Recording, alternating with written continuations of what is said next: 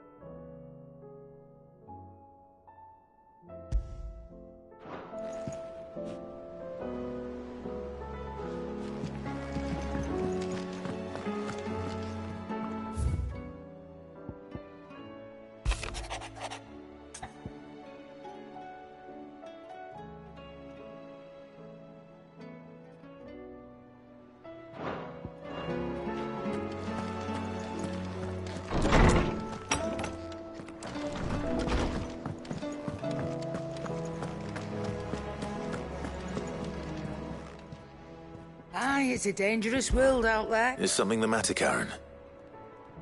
You seem perturbed. Don't know.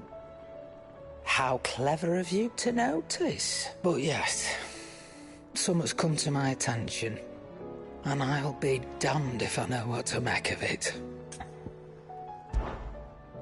Go on. It's probably quicker if I just show you. Here. Some sort of crystal. Though, I don't remember seeing one that colour before. Aye, well, that makes two of us. In all my long years of trading, both over and under the counter, I've never seen anything quite like it. They're calling them dusk crystals, on account of colour. I see. And they can be used to cast magics. That they can.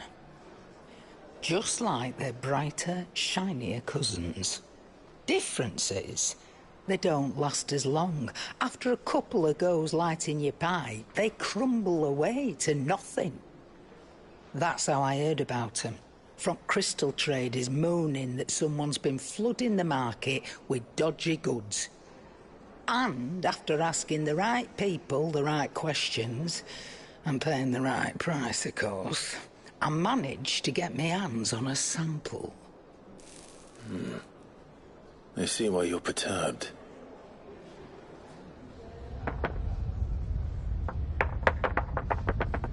Hey, Hope. Do you feel that, Clive? Yes.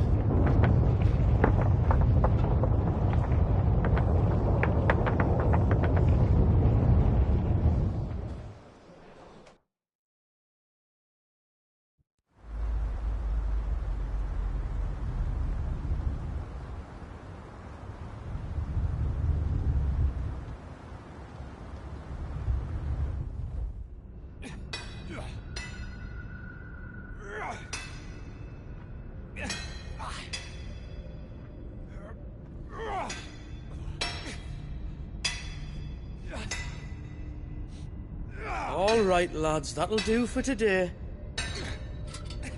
I said that'll do for today. Yes, Chief. Yes, Chief.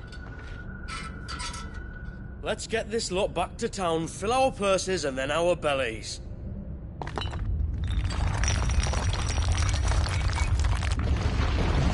What did you two do now?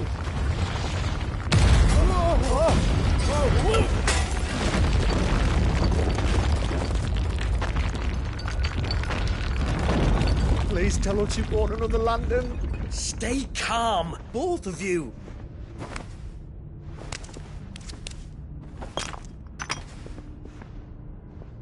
Who needs a lantern when you've got one of these?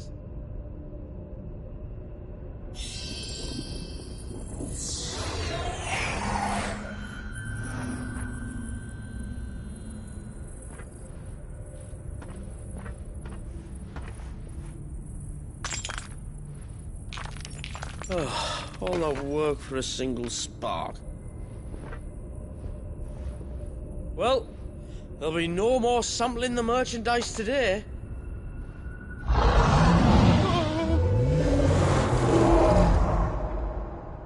That sounded close, Chief. Really close. Really, really close. Now, lads, what am I always telling you? Good things come to those who run! Wait for us, Chief!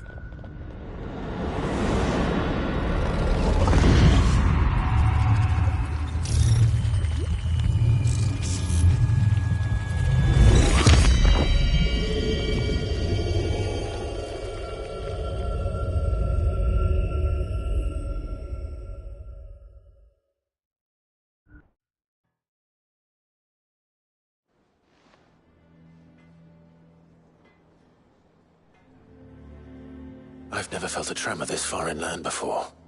Me neither. But then, I'd never seen skies like these till a few moons ago, and it's been all change ever since.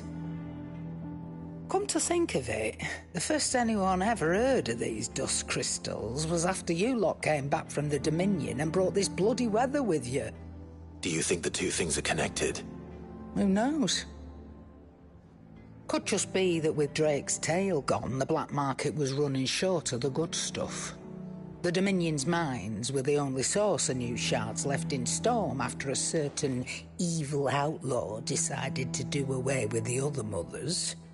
And with the price of decent crystals going through the roof, traders turned to dealing in stuff they'd never have touched before.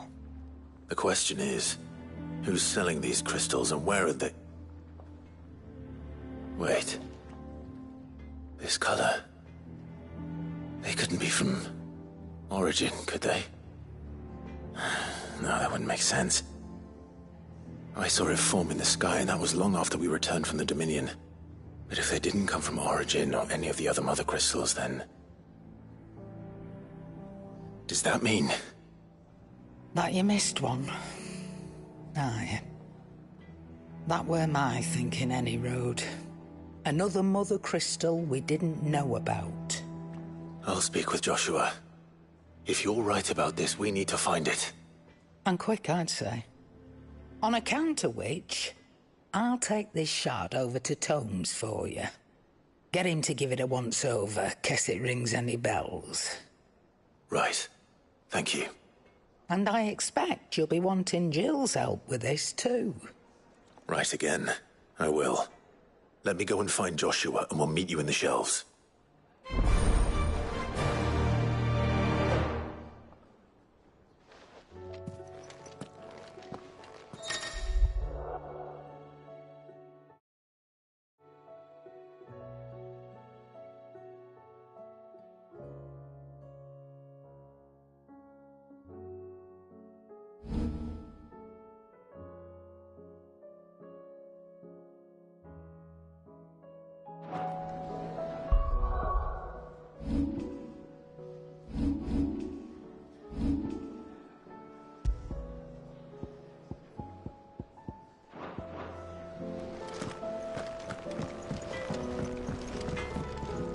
Trouble with your gear, or something for you, dear?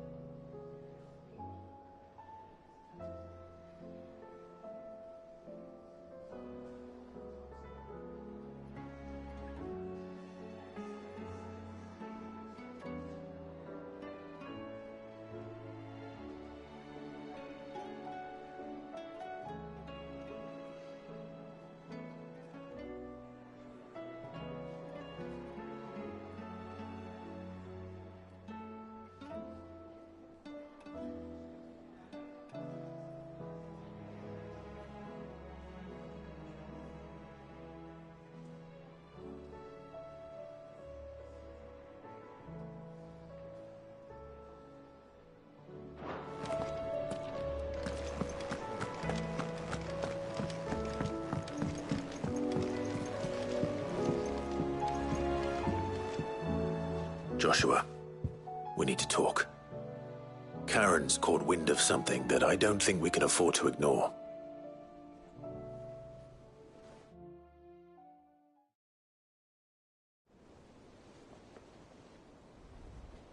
Aye, that is troubling. Not least because the Undying made no mention of these dusk crystals in any of their recent reports. So they weren't aware of them either? Perhaps. Or perhaps they merely deemed them unworthy of my attention. Wrongly, I might add, for I am inclined to share Lady Karen's misgivings. Then we'd better take her advice and consult Hippocrates forthwith. To the shelves, then. With our combined insight, I'm sure we'll discern something of use, be it no more than a place to start. Let's hope so.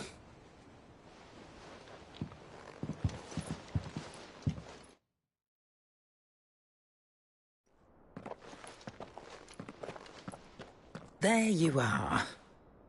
I've taken the liberty of telling these two everything I told you. Thank you, Karen. It's hard to believe such a lusterless shard could conjure much of anything. And you truly think this came from a mother crystal?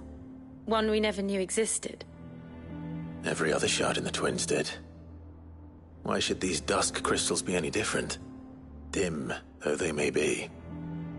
We know they first appeared on the black market shortly after Ultima cast Primogenesis, darkening the skies. So might the two be connected? Could the spell have created a new mother crystal, perhaps? A replacement for the ones we destroyed? What do you think, Hippocrates? I think there may well be a connection. Yet, if we are to believe that the original mother crystals were of Ultima's making, does it seem likely that he would have need of anything so palpably inferior? No. I hazard that it was not Ultima who created these crystals, but humanity. More specifically, our fallen forebears, whose wonders litter the land even now. Legend holds that the fallen challenged the gods in order to win their power, and came tantalizingly close to doing so. It seems only reasonable that they should wish to learn the secrets of the crystals which the gods bestowed upon them. So they could make their own. Precisely. You may recall that the tale of the sins of Zemeckis begins with the colloquy of the sages, a council wherein humanity sought to uncover the last secrets of the gods before waging their war to learn what little remained. It is perfectly possible that an understanding of how to craft crystals was among their many achievements. Among their many achievements, prior to their fall. Indeed. The same enlightened souls forged great and terrible weapons called the iconoclasts, from which icons derived their name, and turned them against each other in the Magitech War. A pointless conflict which served only to make its victors more confident of their right to supplant the gods on high. And when at last they ventured to do so, the resultant imbalance in the ether is said to have been so great that the skies themselves turned black and began to boil. The first recorded arcane sky, I suspect. Which brings us back to the matter at hand. It is my belief that these shards are the product of a long-slumbering Magitech mother crystal, stirred to life by a similar etheric upheaval to the one which accompanied its creator's fall. There's only one way to know for sure. We track down whoever's selling them and find their source. Karen, where did you buy this one? Down in Port Isolde when I was scratching around for supplies. Since the Imperials buggered off and took the tariffs with him, you can find all sorts of interesting stuff on the docks. Go and have a chat with the mercenaries guarding the gates. Your uncle's got some good lads there. You know when to keep a watchful eye and when to turn a blind one. Oh, and take the crystal with you. Might be your key to the underworld. Thank you. I will. Shall we then, brother? I'm coming too. If there is another mother crystal out there and it's anything like the others, you'll need all the help you can get. I was hoping you'd say that. One more time then. Together.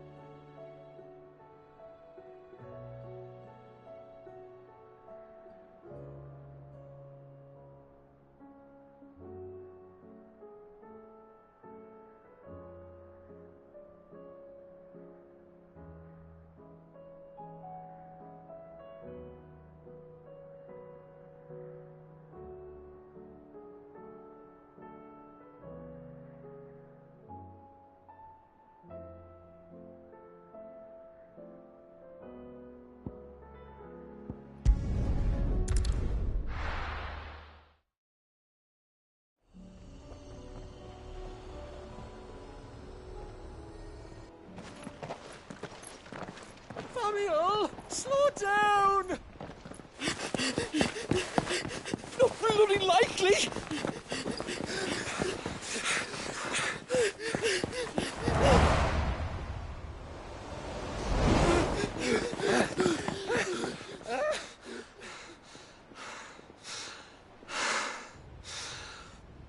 Fuck me. They're fast on their feet. What's going on here, I wonder? What indeed? Let's ask.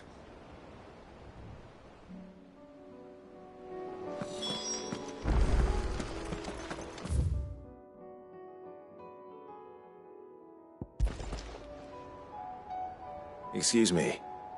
Who were those men just now? Bloody troublemakers, that's who. As soon as I asked them to present their packs for inspection, they turned white as a sheet and legged it. I chased them all away from the gates, but they're swift as hares. Still, at least we kept the bastards out.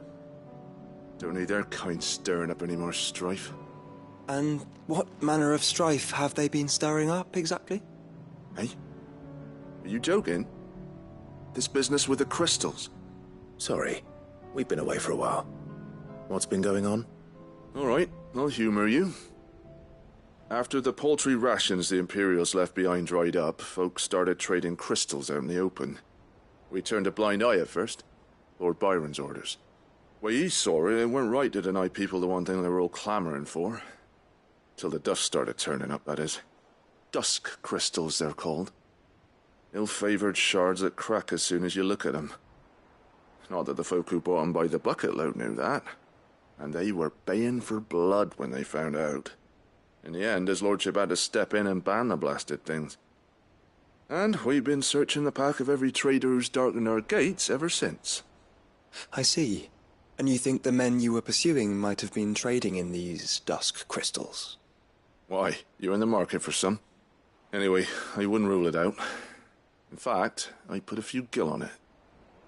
We might still be able to catch them. We might. If you are heading up that way, you want to keep your sword handy. There's more than dodgy traders plying the roads these days. Understood. We'll be careful.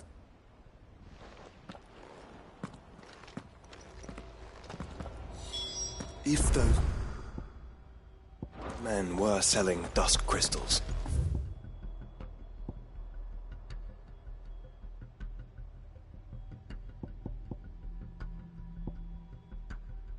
I think it unlikely that they will risk returning to Port Isolde. Which means this might be our only chance of catching them.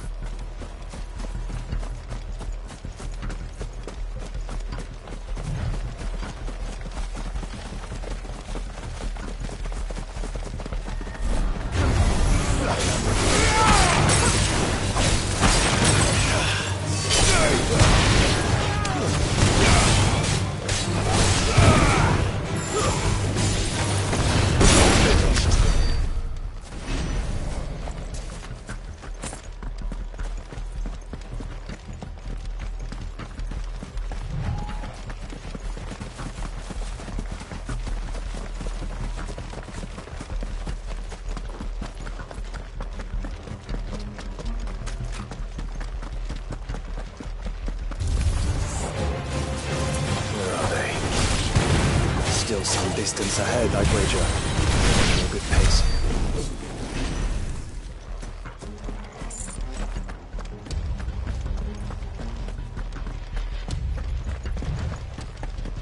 Caution, brother.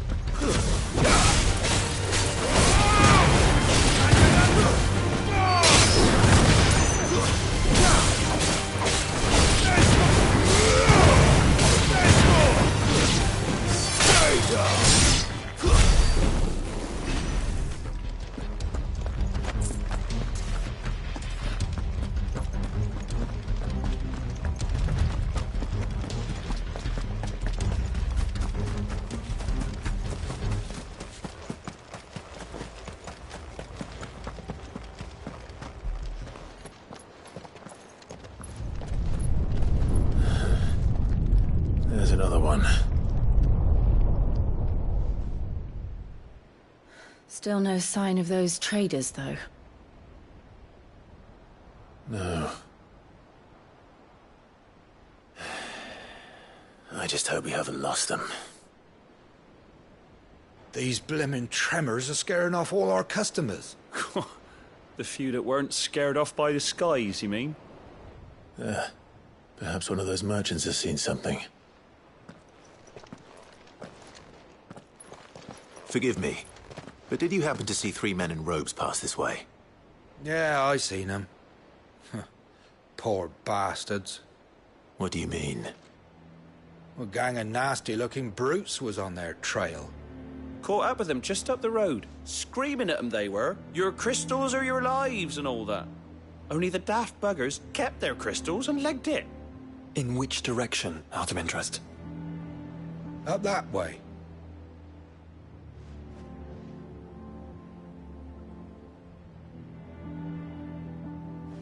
Towards the Old Hill docks. If it's help they seek there, they won't find any. But perhaps they might find a place to hide. Let's hope so. And that we can find them before their pursuers do. Thank you. And please, take care on the road.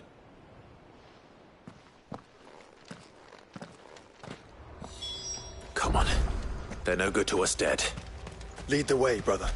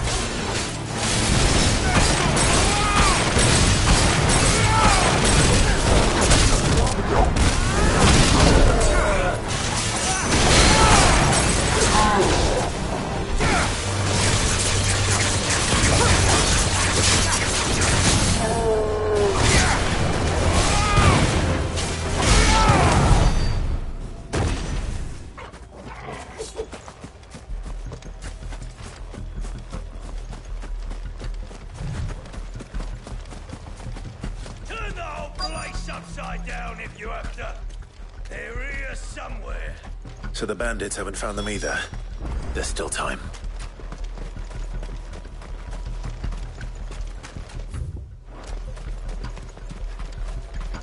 You lot took a wrong turn. Bad luck.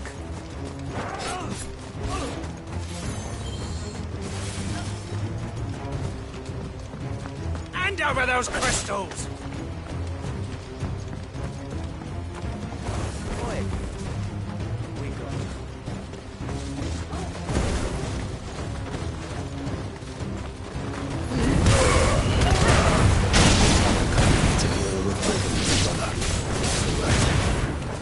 Focus on finding the traders.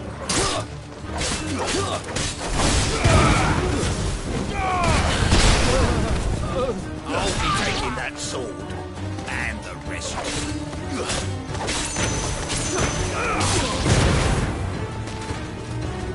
Who the fuck are you?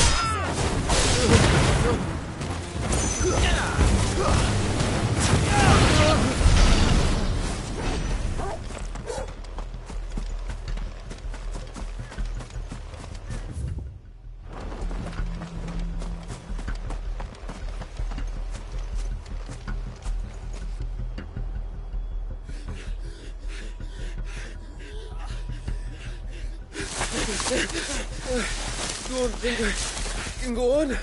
Chief, neither. I'll reach. This should be far enough.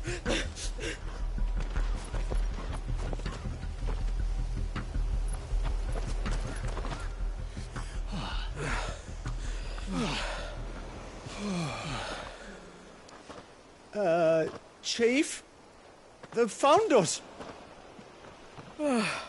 It's getting so a man can't even catch his fucking breath.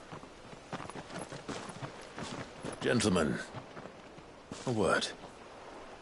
We understand you've been selling some crystals. And like I told you, thieving mates, you're not fucking getting them. So you could take your massive sword and shove it. I'm sure I could, but we're not thieves. Over here. I can smell the one who shat himself. If you've got a plan, Chief, tell us you've got a plan. Of course I've got a bloody plan. Good things and all that. Let's start again, shall we? You say you're interested in the crystal trade? Not exactly. In actual fact, we were hoping to talk about this. Is that all? Well, then I know just how to help. If you're after the short shifter, he's over here! Are you mad?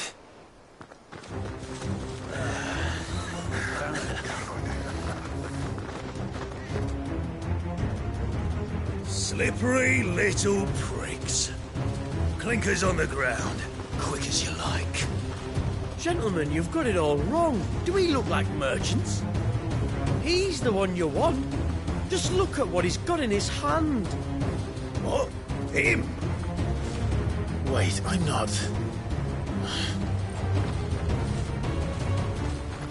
Do let us know if you need any more help. They won't get far, Clive. No. But they'll wish they had.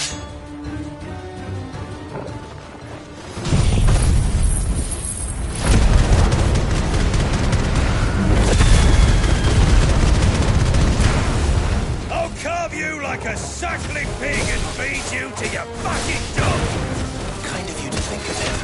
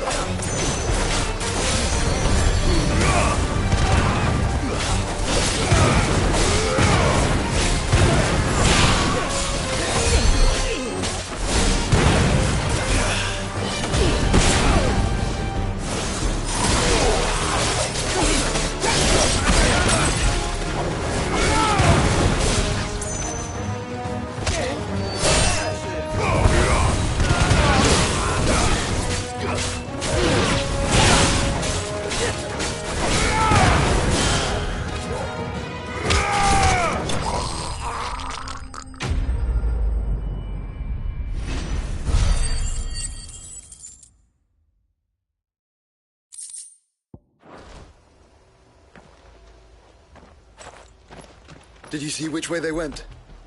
North. Making for 3 reads at a guess.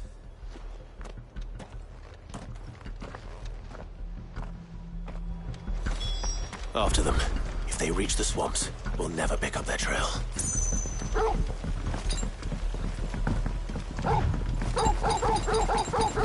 There was something odd about those 3. They seemed less like merchants and more like... Charlatans? One might argue that a merchant is naught but a mummer without his motley.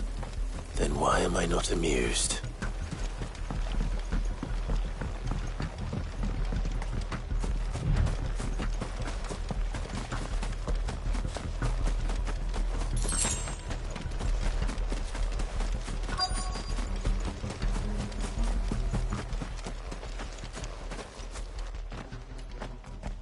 What did you find, boy?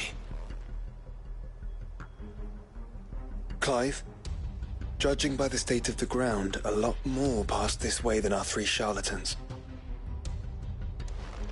Another group of bandits? I doubt they'd leave this crystal behind. Regardless, we're on the right track. Let's pick up the pace.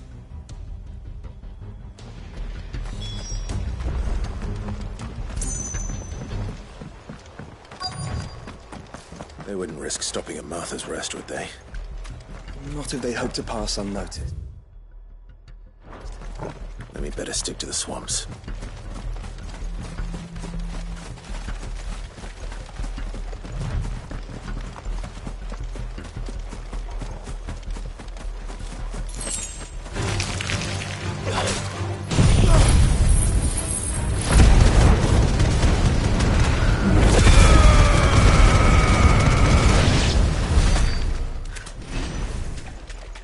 All right, lads. I think we finally lost them. Then think again.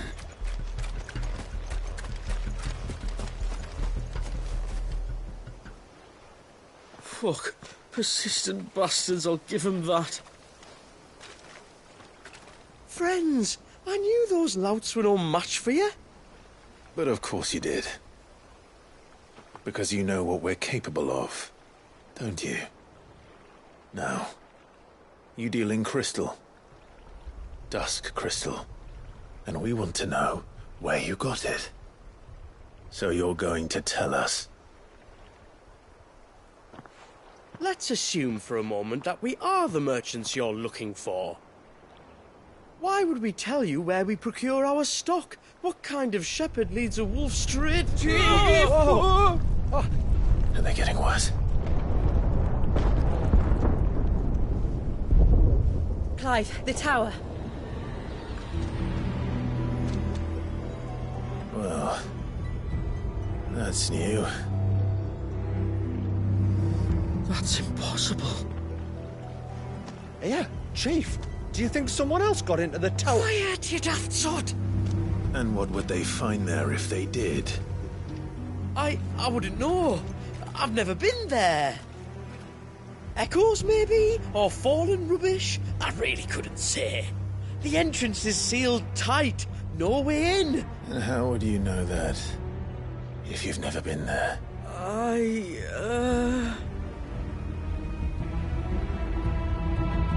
Look! Behind you! An Akashic monster! If you think I'm going to fall for another one of your cheap tricks... Clive, trouble. What? Oh.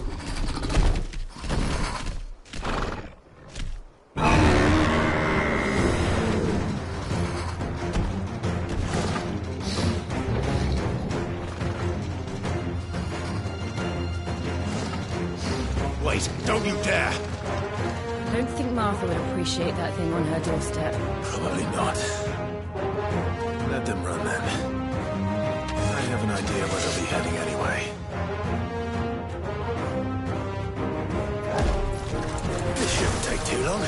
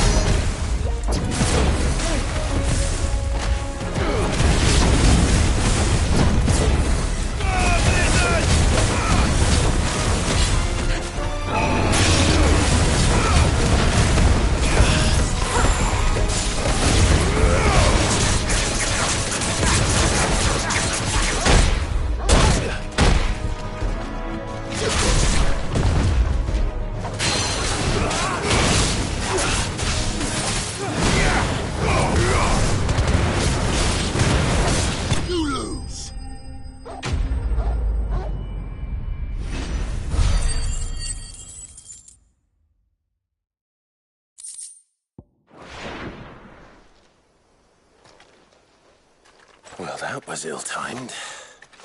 But at least we know what was chasing them up. That...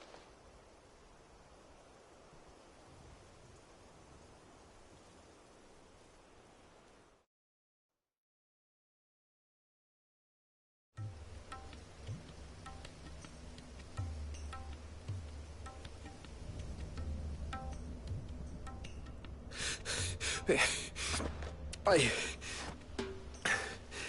don't see anyone. I've had enough of...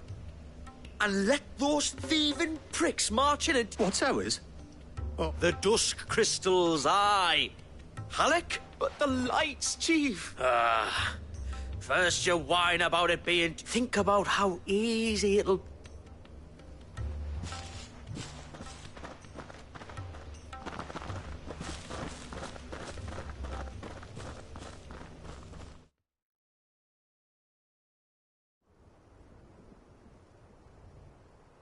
And you're sure they're bound for the tower? When they aren't running away from trouble, they're running towards it. Do you know anything of the place, Joshua? Alas, not. I have seen it labelled Sage Spire on some maps, but beyond that, the ruins are no different from any other fallen derelict. Another impenetrable relic of the past. Not so impenetrable, apparently. Our friends plainly found a way in. They could be living there, like we do in the Invincible. Well, the tower is unquestionably large enough to hide 3 merchants. But is it large enough to hide what we seek? A mother crystal.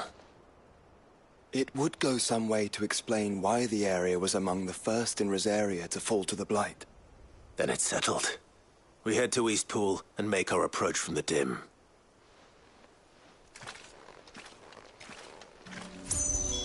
To think there could have been a mother crystal here in Rosaria all this time. The wars that could have been avoided.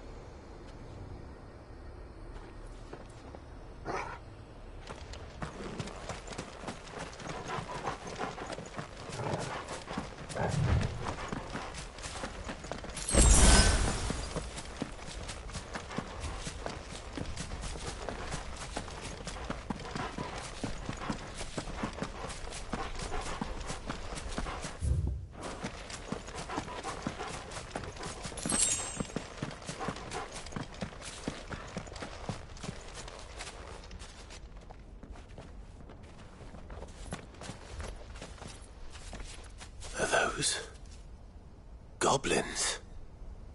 What are they doing in the Deadlands?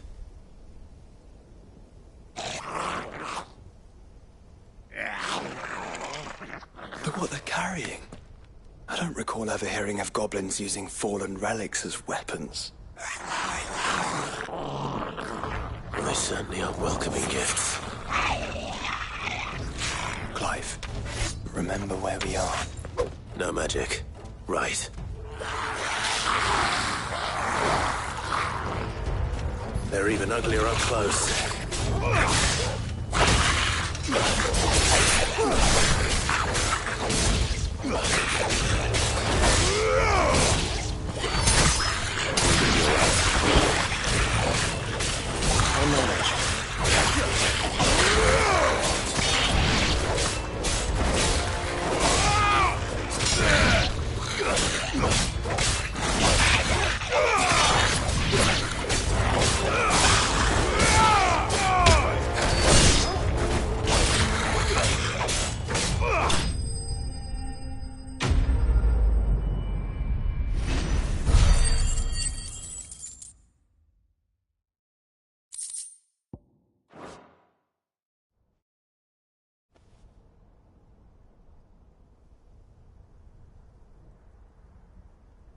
Let's hope that was the last of them. Indeed. I'd almost forgotten what it was like to have to rely on steel alone. Clive? Joe? You may want to see this.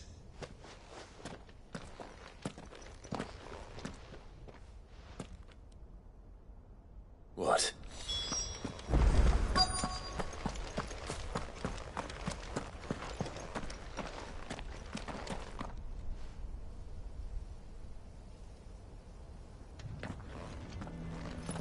It was open when I found it.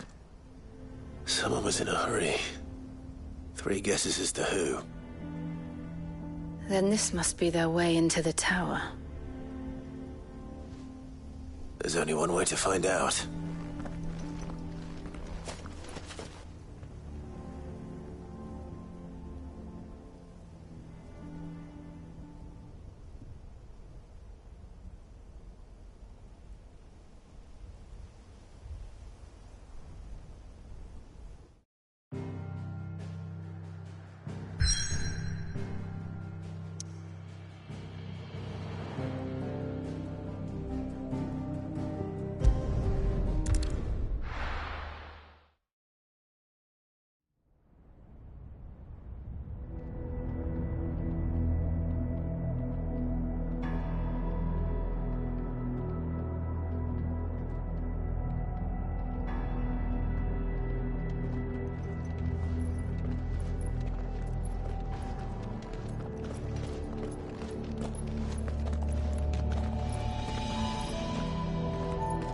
It seems somebody's woken this place up. The question is... who? Well, I can tell you who it wasn't. Unauthorized biometrics detected. Someone's here. Initializing security scan. Safety protocols disengaged. I don't think that was someone, Clive. I think it was the tower. Either way, it doesn't sound like we're welcome. Keep your guard up.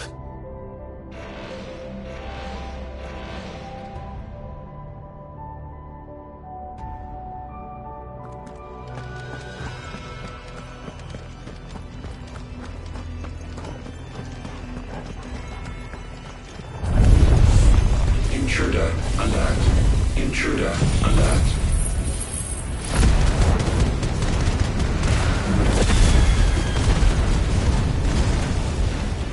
I think my powers have returned. You? The same.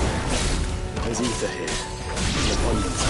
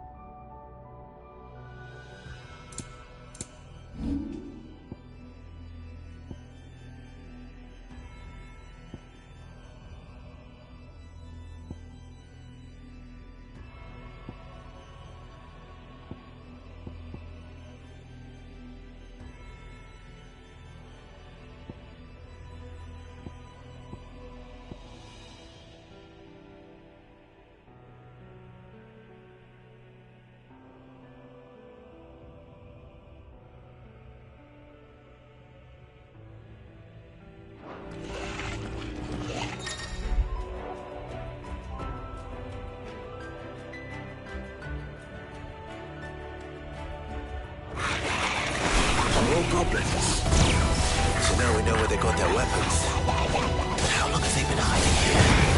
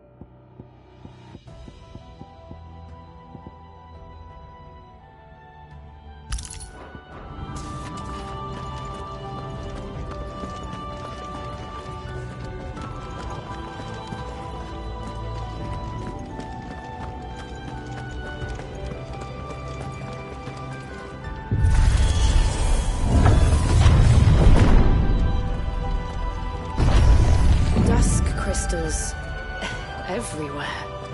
Well, that's one mystery solved. But there's no mother crystal.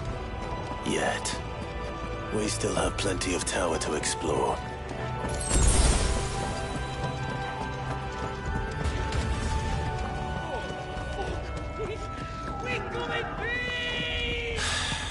I know that voice. Come on.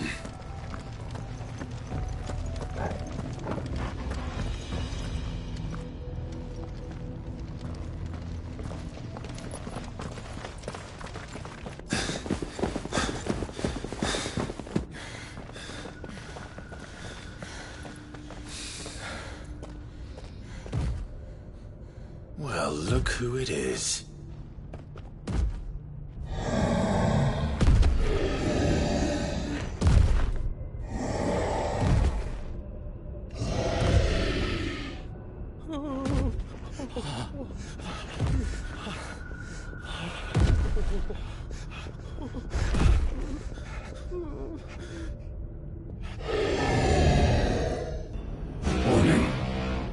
Warning. Core defense systems engaged. Initiating sterilization lockdown. What the hell is it talking about, Joshua?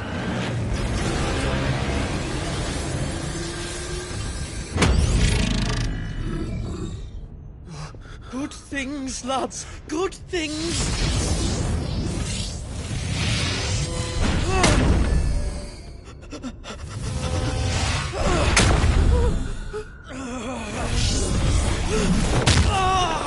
Chief!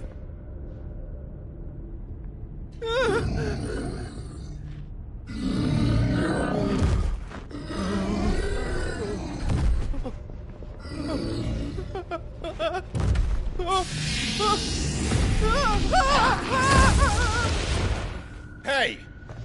Over here.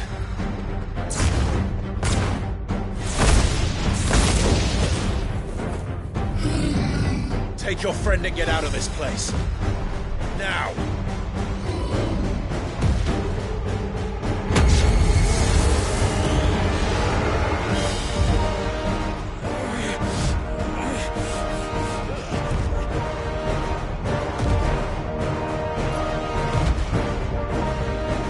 While they run away, we do the fighting.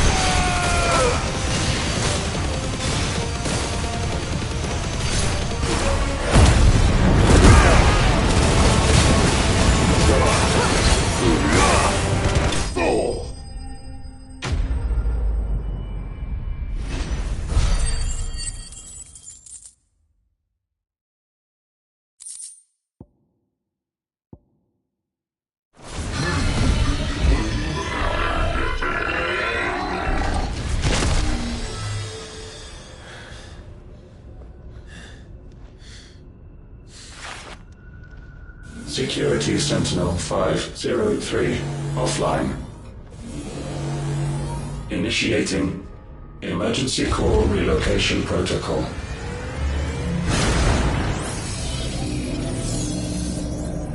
If I didn't know better, I'd say that was the heart of a Mother Crystal.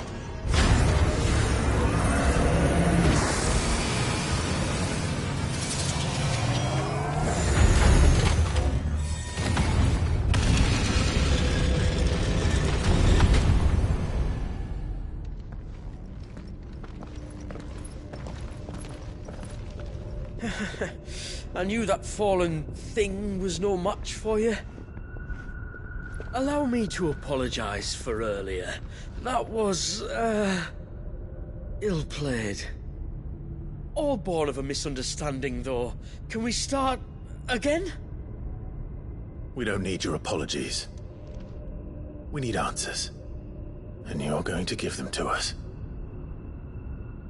I suppose you'll be wanting to know about the tower, then? As you've probably guessed, this isn't the first time we've been here. Fact is, my people have been coming to this place for centuries. Have they now? To these ruins in particular? Aye, well, they, talked to us, told us what this lot was all for. And what is it for? Well, believe it or not, the Fallen were actually using this place to make their own, Mother Crystal. Though, despite years of searching, all we ever found was shards. Then, Harpocrates was right. It would seem that the Fallen did indeed acquire the god's ability to craft crystals. I wouldn't go that far. The shards aren't exactly divine. They're not even what you'd call decent. But they're better than nothing, and nothing is what our people had before we found them. So we've been coming here ever since. But these dust crystals have only recently appeared on the black market. What made you decide to start selling them? The skies. Once they went dark, the crystals started growing back, till there were more than you could count. And with the mothers all cracked, anyone with anything that could muster so much as a spark had people queuing up to take their coin. Yes, at a cost to us all. Quality apart, these crystals are no different from the ones the world has been using since the dawn of time. And it cannot continue. No, it cannot. While this is clearly none of Ultima's doing, there can be little doubt but that it serves his cause. Then our path is clear. So let's do what must be done. Wait, you lot aren't thinking what I think you're thinking, are you? Oh, I think there's a good chance we are. But, what about the tower's defenses? That thing you just fought, it won't be the last one. And the further you climb, the worse they'll get. How about we head back to Martha's before someone gets hurt, eh? That is sound advice, which I suggest you take before someone gets hurt.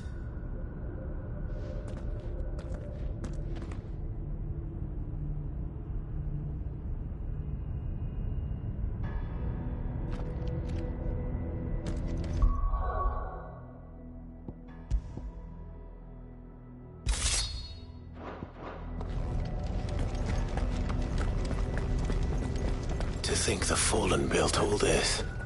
The knowledge they must have needed. Knowledge now lost.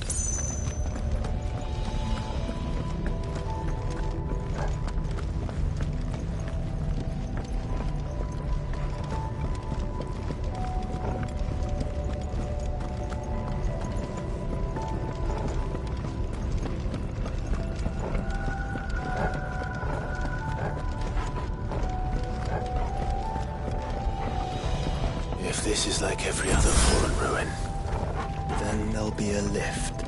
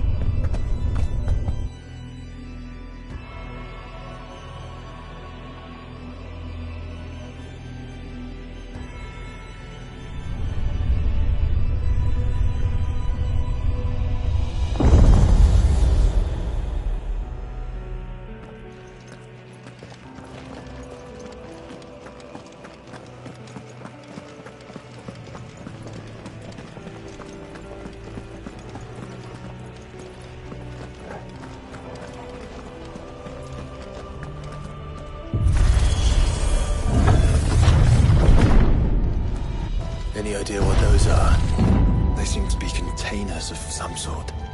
Or perhaps... Cages. Like some sort of twisted menagerie. But why here?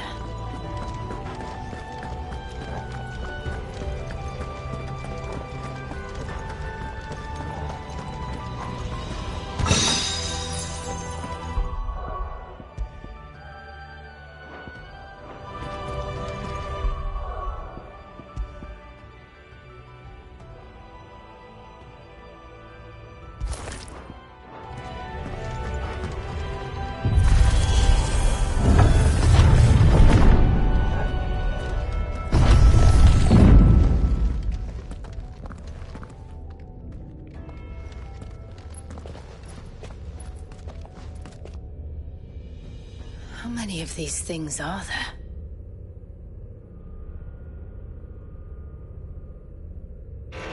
Contaminant detected. Releasing subjects Alpha to Epsilon.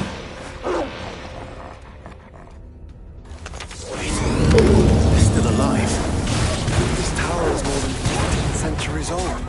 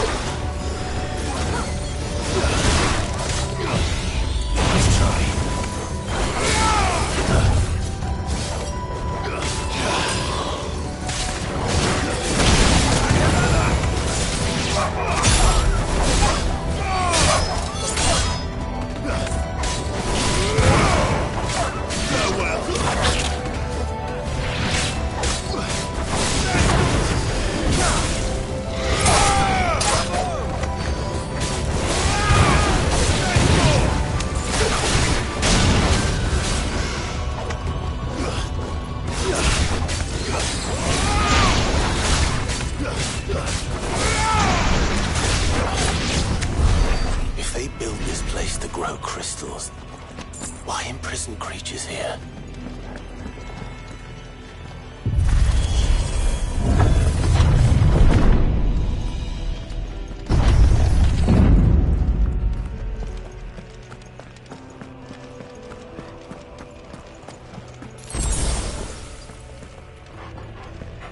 That device. It glows just like the doors.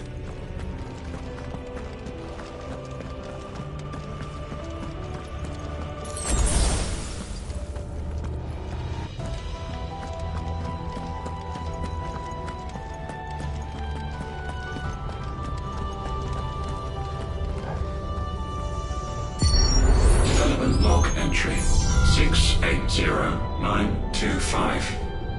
Mitogenic reactor trial successful. 23 units of grade 3C crystal produced. Moving forward, all seeds fabricated from inorganic material are to be replaced with lab-grown organic specimens. Organic specimens? So they were turning living creatures into crystals.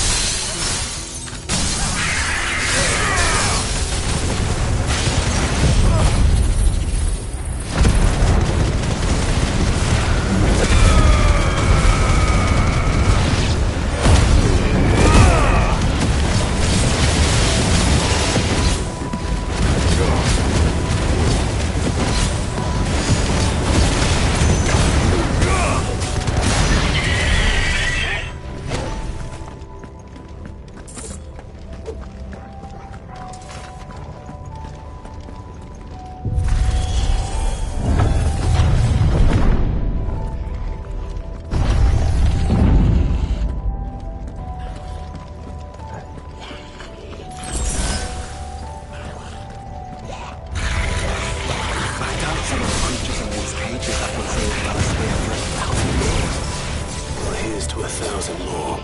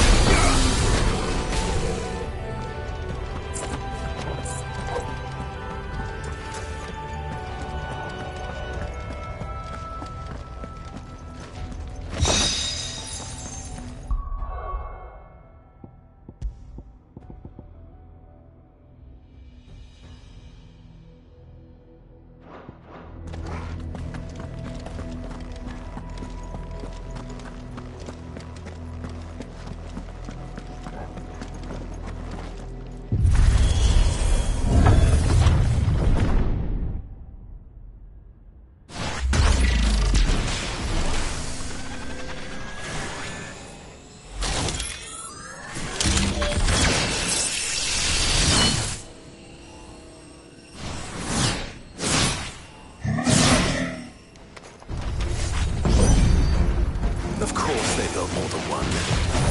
Though it appears this incarnation can fly.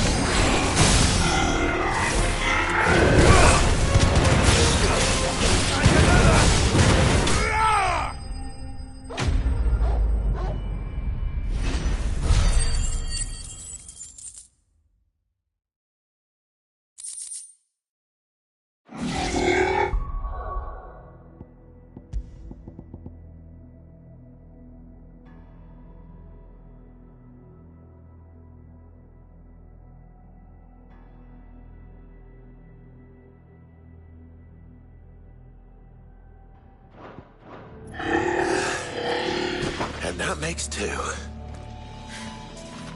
Yes, but of how many? That depends on how determined they were to conceal their activities.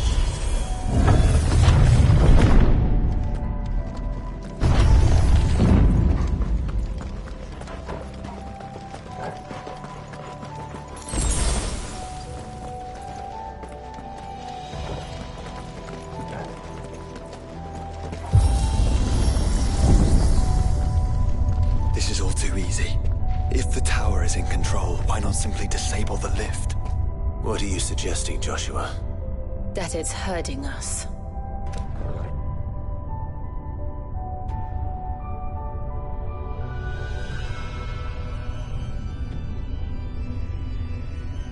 There's an entire fleet. I wonder if any are still capable of flight. Nid will want to see this.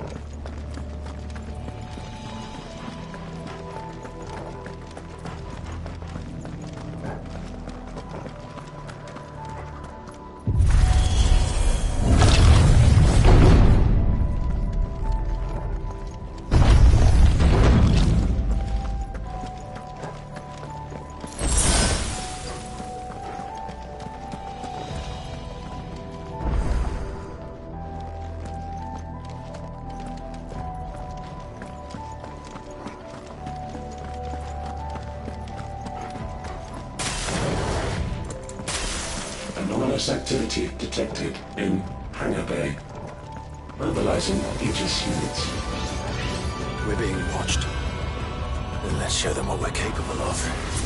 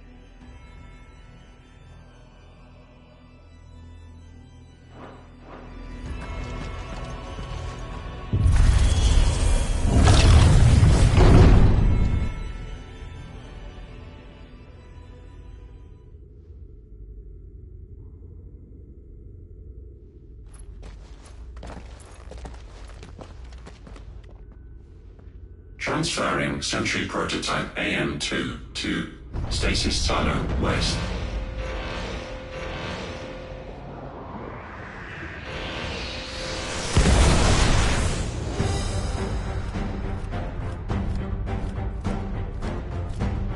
We'll just have to hope those crystals it's sporting are as worthless as the others.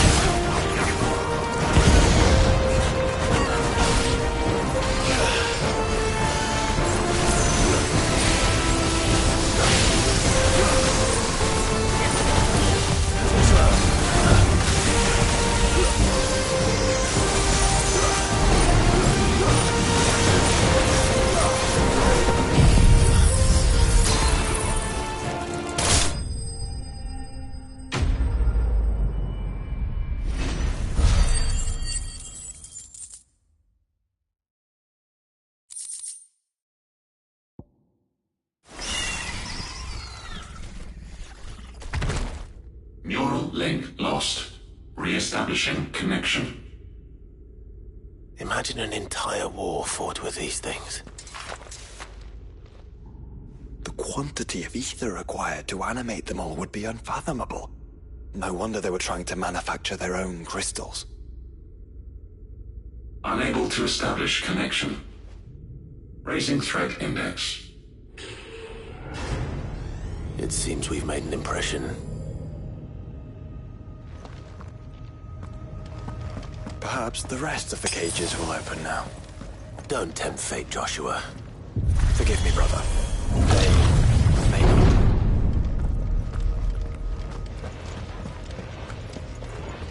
Primary firewalls breached.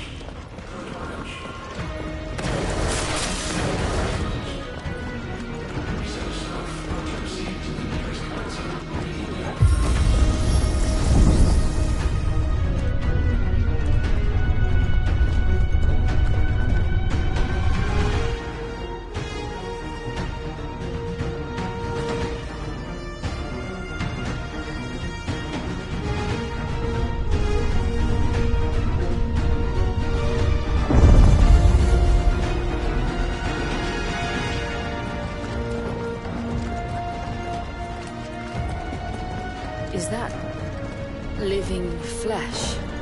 I'm beginning to think this whole tower is alive.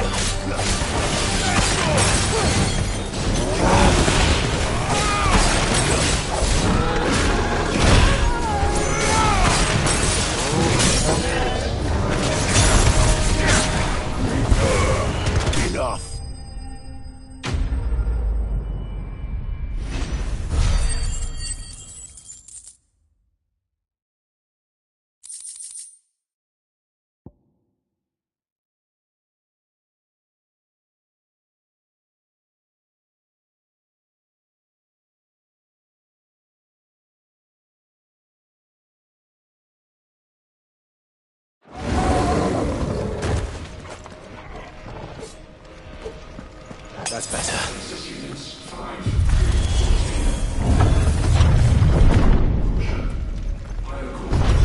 Initializing emergency subroutines. Diverting reactor power. I think it's getting ready to receive us.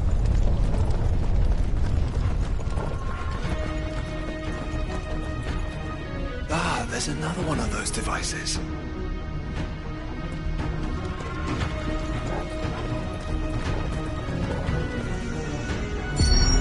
Development log entry 750501. Average improvement of crystal resilience 492% when biological core exhibits high ethereal congruity. Specimens with a congruity rating of 7 or below are to be sent to B-level for military repurposing. Waste not, want not.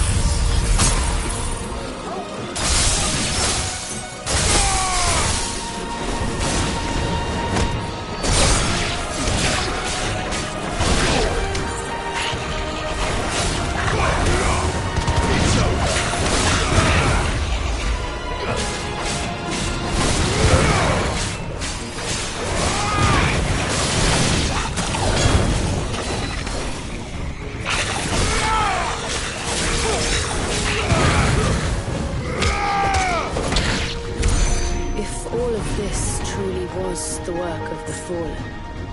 Then they were closer to attaining godhood than we ever imagined. No wonder Ultima struck them down.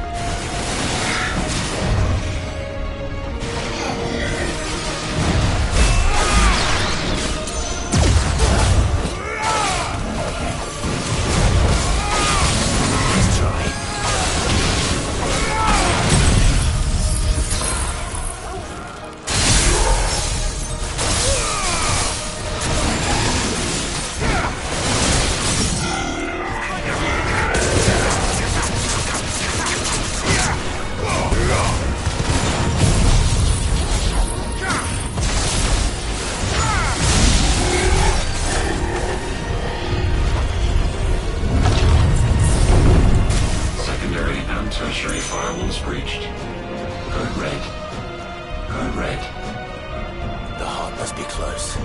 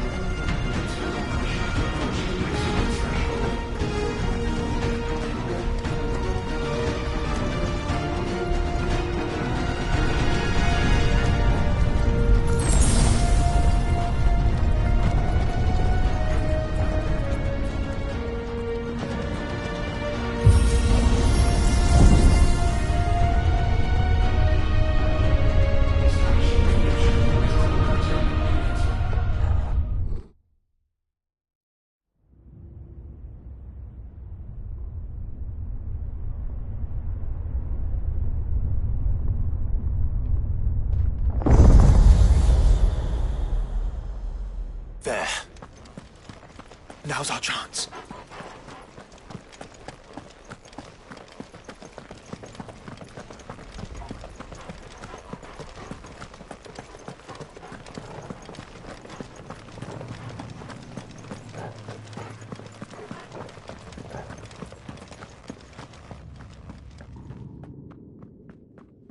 Unauthorized entry detected.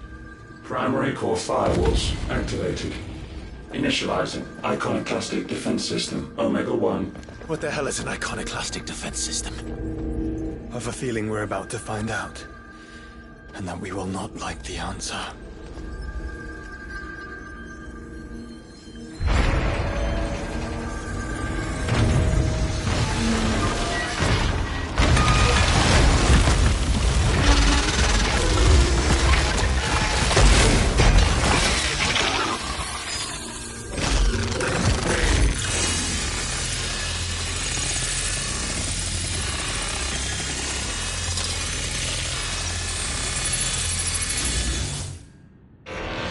Core containment complete. Authorizing environmental sterilization protocol. Well, at least we know where it is this time. Quite. And if we want it... If we want it, all we have to do is kill an icon. Safety routines disabled. Weapons armed. Stand clear.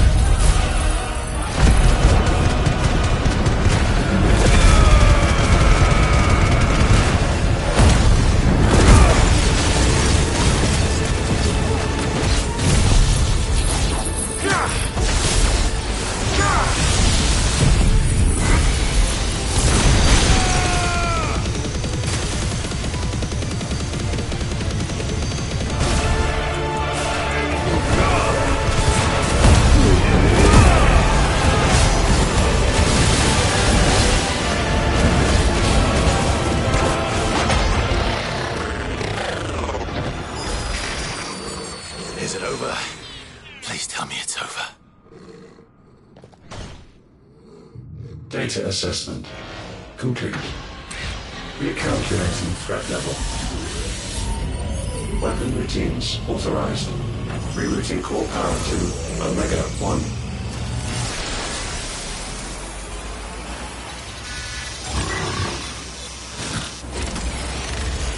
Not yet.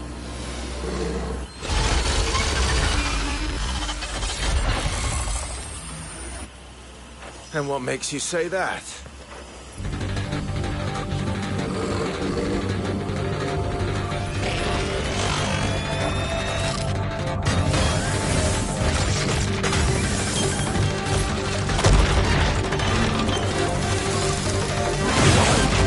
Those new arms, the one.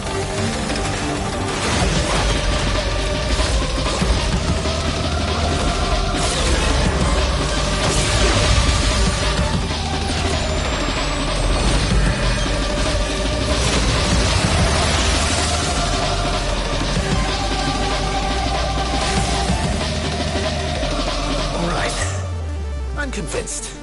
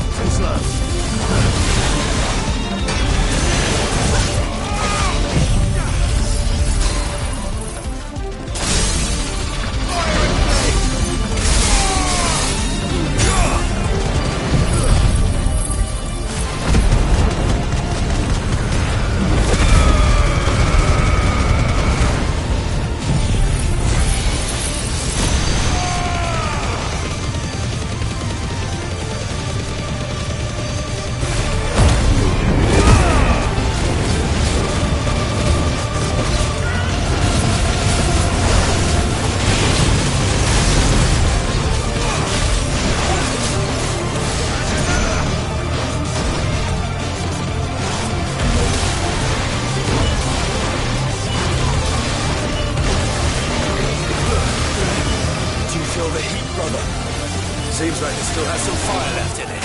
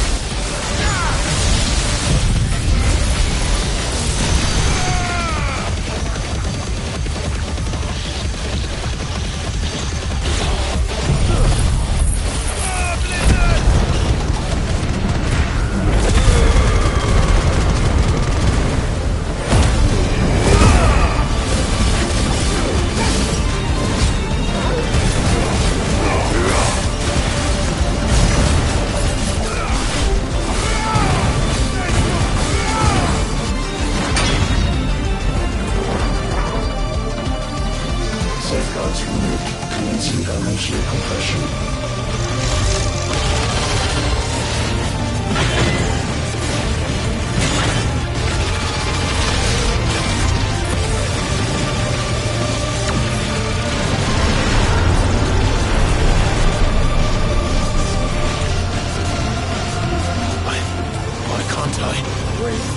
Because it's constricting all of creation. Well then, we'd better kill it quick.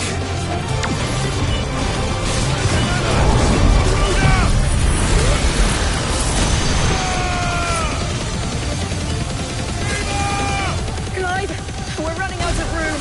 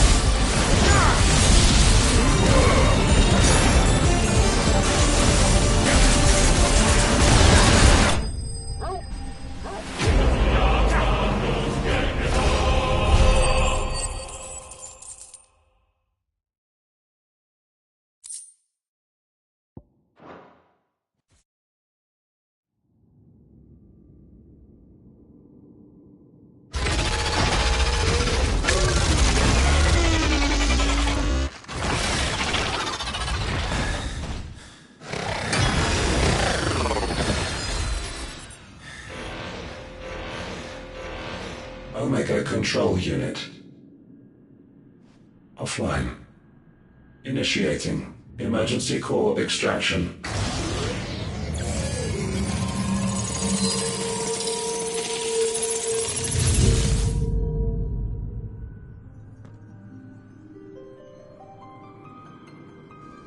Would you care to do the honors, Clive? Gladly.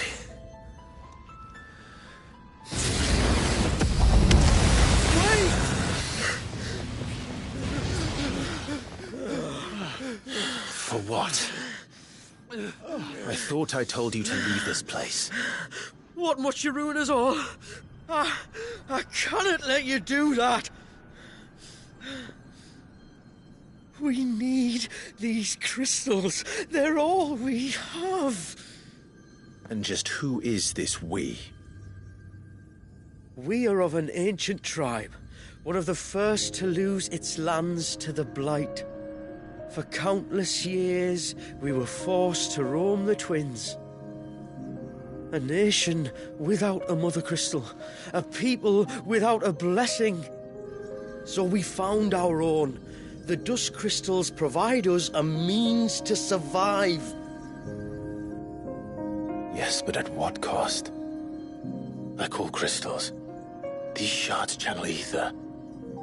And where do you think that ether comes from? It's sucked from the land, as a leech sucks blood from a beast.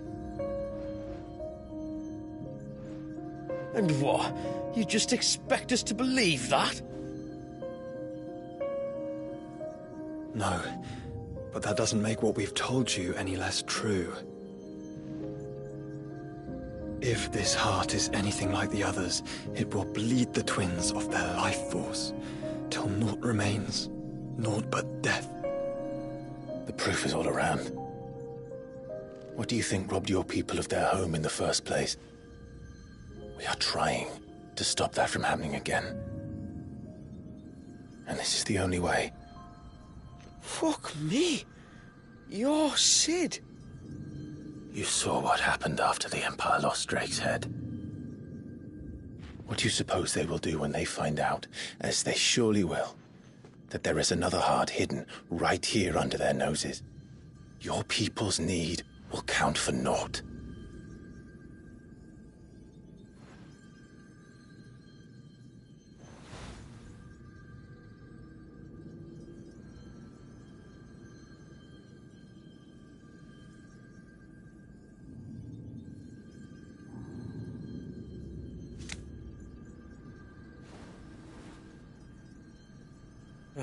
Damn it.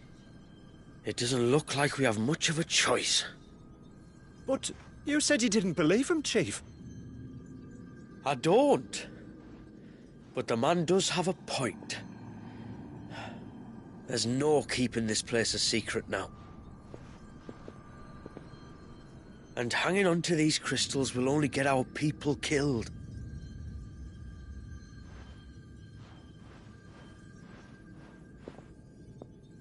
Have it your way, then. Just promise me you'll leave my people out of it. Stand back. It's about to get hot in here.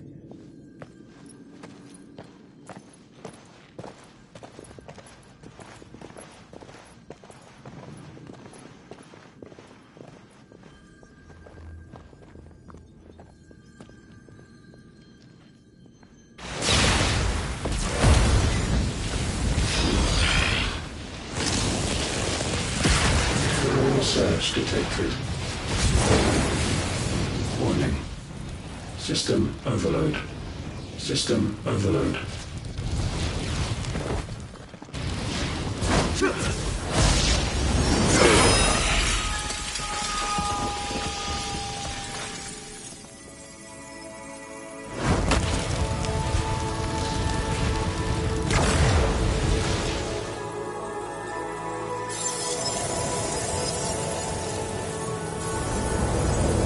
Error. Core not found. System failure imminent. System failure.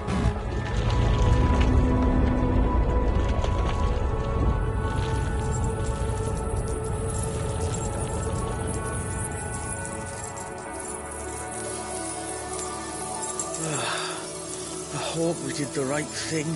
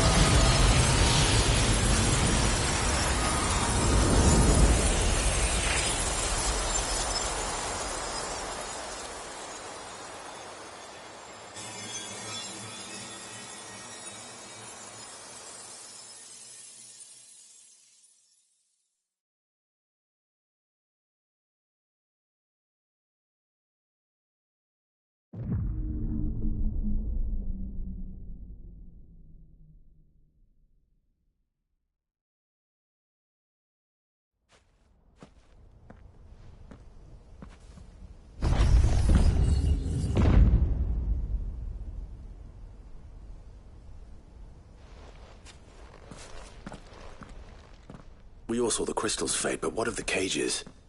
We barely even explored half of the chambers.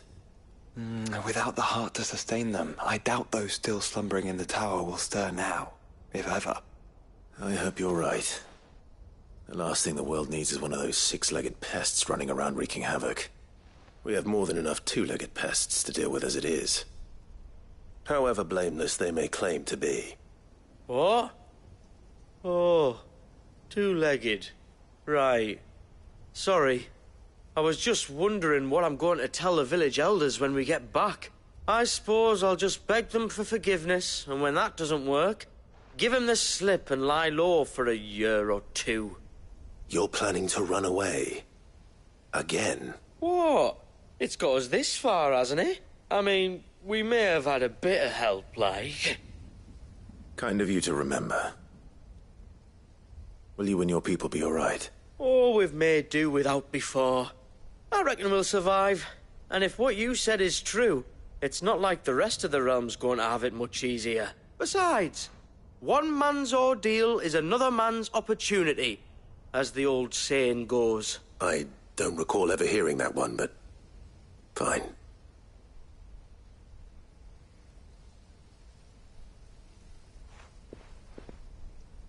Now, if you don't mind, we've got places to be. We do? I mean, we do. Thanks for everything. I said we've got places to be. Back to the hideaway, then. Karen and Hippocrates will want to hear about this. I was thinking we might first return to the tower and see if we can... Back to the hideaway, then.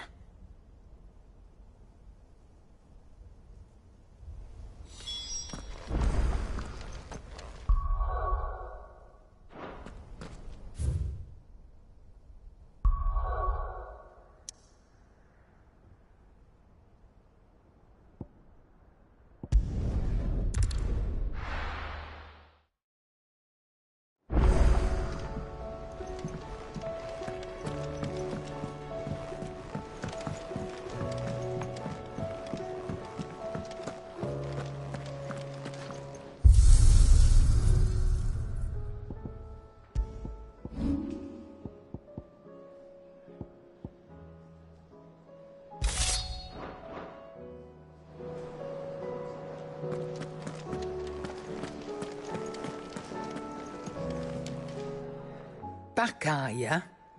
So? Did you find out where the dust crystals were coming from, or what? It's, a long story. And perhaps one better told in the shelves.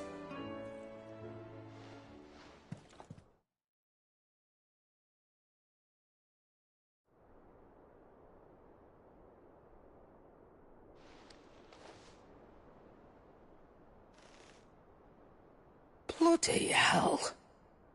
Remind me never to go poking round in any fallen ruins. Not only a mother crystal of human creation, but an icon as well.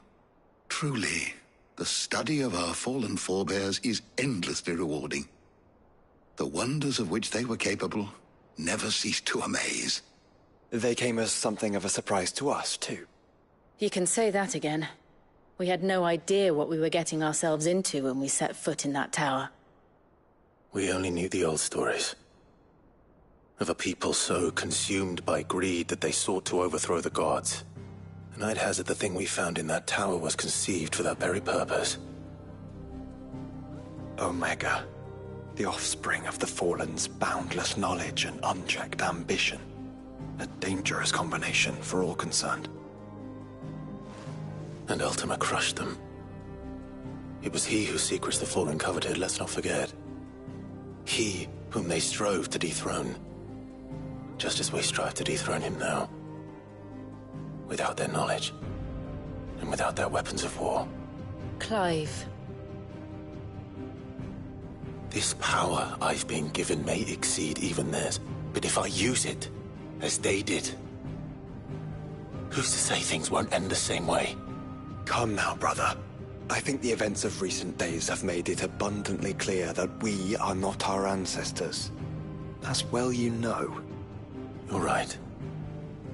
They made crystals. We destroy them. In crafting their artificial art, the Fallen sought to emulate the divine. But that is not the path we have chosen. No.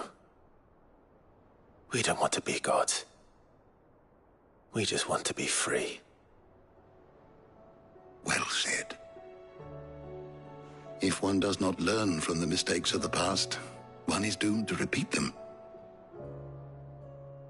And so, I mean to write down everything you've told me to the very last detail, that those who come after might learn from our travails, and perhaps, just perhaps, forge a brighter future for our descendants.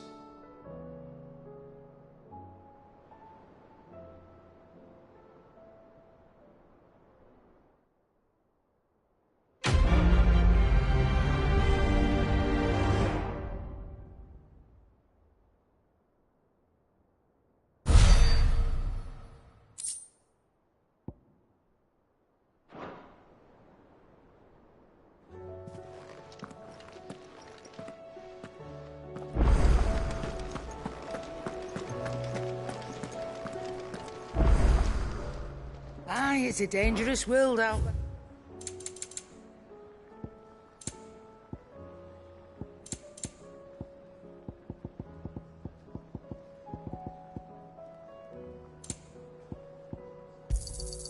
It'd better all be here. So what do I owe the honour? So, what'll it be? Should last you a good while. Anything else?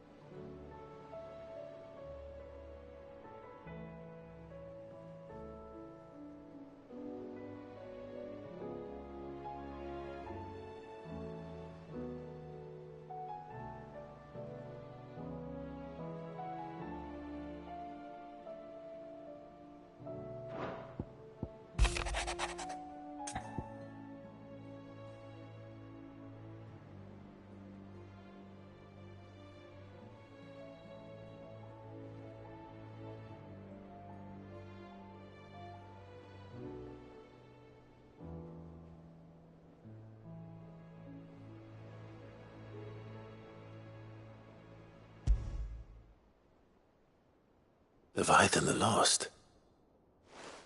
But why now? After all this time.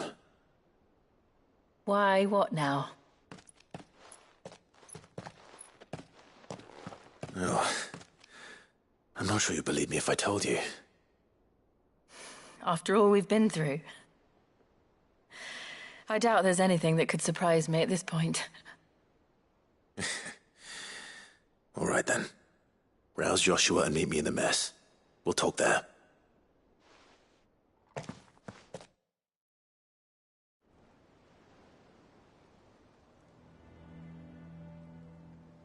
I see we're all here. So, what is it this time? I'm not sure yet. The letter delivered to my chambers omitted a few crucial details. Do we know its provenance? That was one of the details it omitted. But whoever the sender was, it seems the Dame held them in high enough regard to point them in our direction. The Dame? Well, she's not one to waste our time. It must be important. Important might be an understatement. If the letter is to be believed, Leviathan's dominant is in danger. And someone wants us to save him. Leviathan? So the Warden of Water has finally returned. What has it been? 100 years? More. The Lost moniker dates back at least that long. Even our venerable lawsman would not have been so much as a glint in his father's eye when last the mighty serpent brought his crushing waves to bear upon the realm. But why the gap? I know it can be a few years before a new dominant's born. But over a century? Should the dominant of Water's bloodline have been severed somehow, it could have prevented a new dominant from awakening. But if one has awakened now, he couldn't have chosen a worse time. Every nation in the realm has lost its dominant. If word gets out that there is still one to be had, they will stop at nothing to claim it for their own. And the twins will be at war again, just when humanity most needs to come together. Did the letter say anything else? Only that if I wish to know more, we must meet in person. And that the Veil can arrange a meeting. If nothing else, you can be certain it ain't a trap. Famous last words. I'm coming with you. As am I. Thank you. Both of you. And Otto? Yeah. I'll keep an eye on things here. Didn't fancy coming anyway. Thank you. I shall leave the Invincible in your capable hands.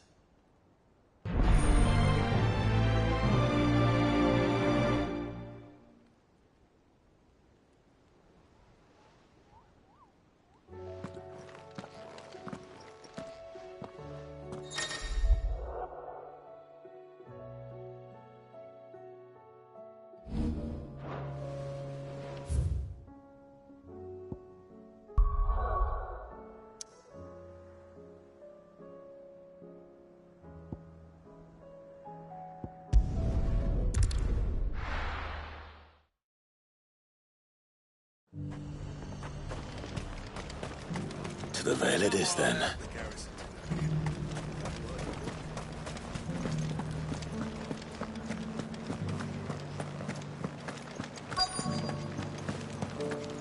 Looks like you've got a first.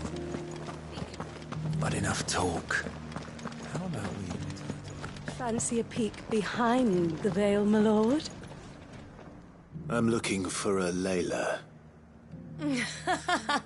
You found one. So, will your friends be joining in? Or just watching? We're not here for your services. We simply want to talk.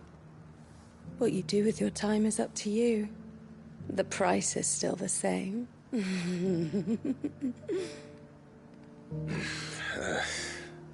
We're here about the letter.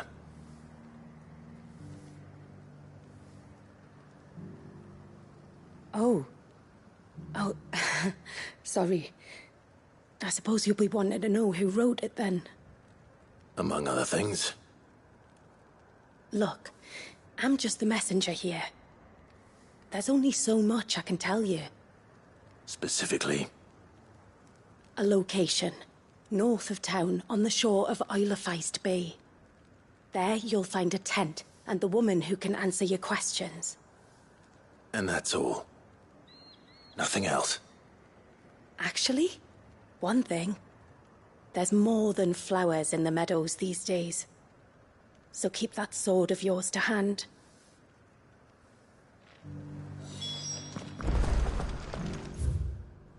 Does anyone else think it strange that this woman should prefer to keep to the outskirts of town? Not if she realizes the value of the information she's party to. And the danger it puts her in. I haven't seen any of those beasts.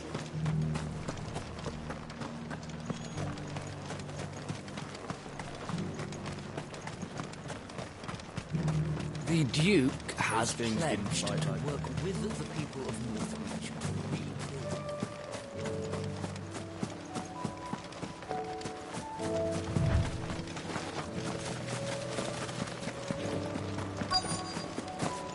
The tent is where Layla said it would be. Yes, but who awaits us inside? It's empty. Why am I not surprised?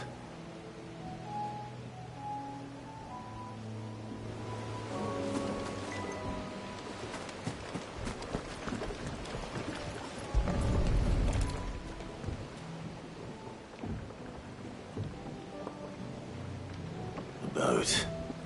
No prizes for guessing who that belongs to.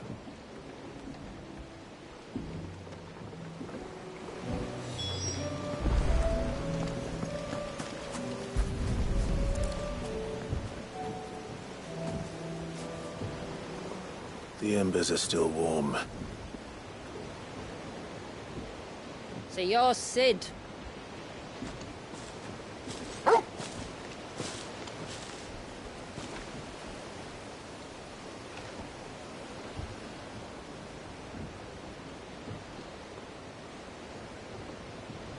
I suppose I must be. Which means you have me at a disadvantage. Apologies. I am Shula, tributary of Mysidia, final haven of the Moats of Water. The Moats of Water. The very tribe into which it was believed Leviathan's dominant was born. A people notable for their sapphire eyes and ivory hair. Yes, that would be impossible, since the tribe famously... vanished. Was exterminated. Despite the best efforts of both church and state, we are still very much alive. Though we've managed to keep that fact hidden from good Kriegers faithful for over a century. Along with Leviathan's dominant.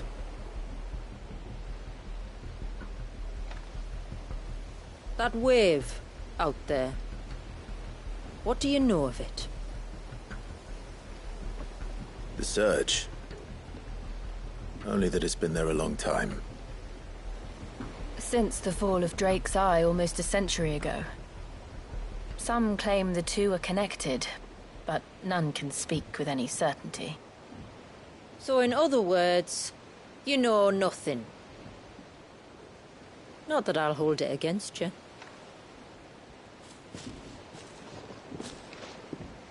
The wave was raised by Leviathan in an act of rage. Moments before the waters were stayed, and the icon and its dominant bound within. And you want us to? Rescue him. Yes. You see, a little bird told me about a certain outlaw with a singular knack for putting unruly dominants in their place. And ours is about as unruly as they get.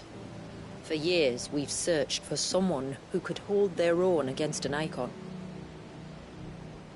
Someone just like you.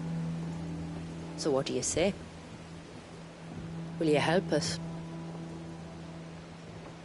What exactly did your dominant do to warrant this punishment? What did he do? He committed the greatest crime one of his kind can. He was born.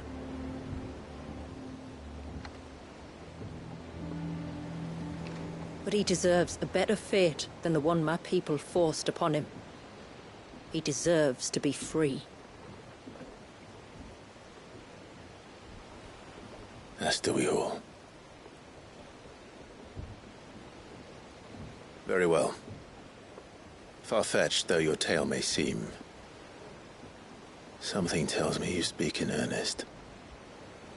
So we will do what we can for your dominant. But first, you will tell us everything you know about him and the means of his imprisonment. I can do better than that. I can show you.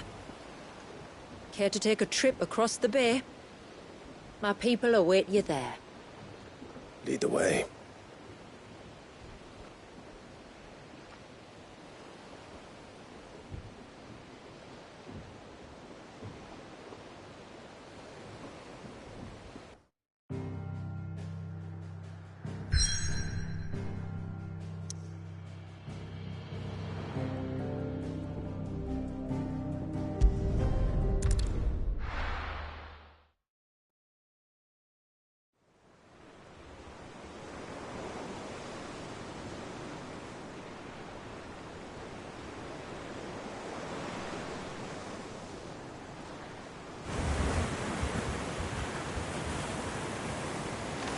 right. You might want to hold on to something.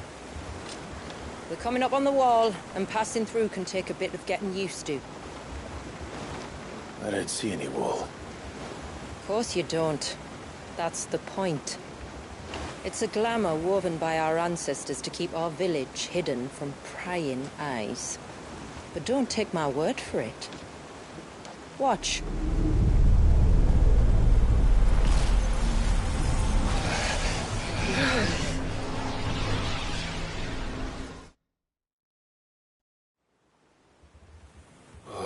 That was worse than a slug of Bacchus wine. Clive, the sky. It's blue, but how is that possible? You do know what a glamour is, don't you? Ours just happens to work both ways, and a good thing too. I wouldn't fancy staring at those sickly clouds every day.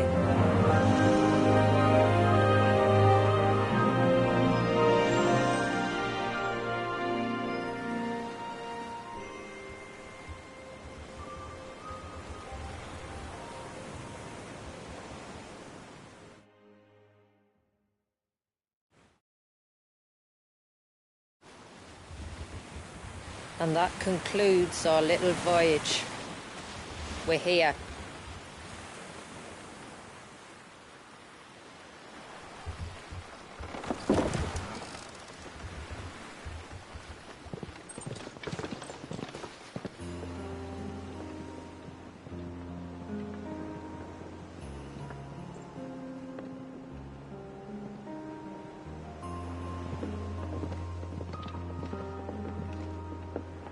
It's a long slog to the village, and a hard one. I hope you're up for a climb.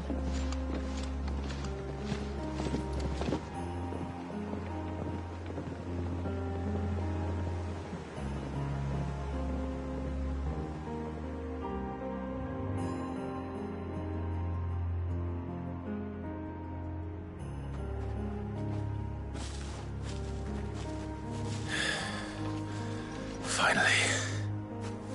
What? You didn't think we'd arrived, did you? The village isn't up here. It's on the other side of the mountain. Of course it is.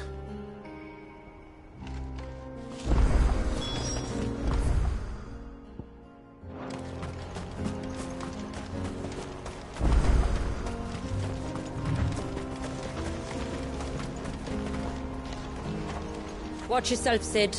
This path can be treacherous. If not for the sheer drop, then for the beasts who prowl it. Thank you for the warning. And please, call me Clive. Sid is an alias. You will be pleased to learn, Lady Sheila, that I have no such aliases. Is that so, Lord Margrace? It's all the same to me.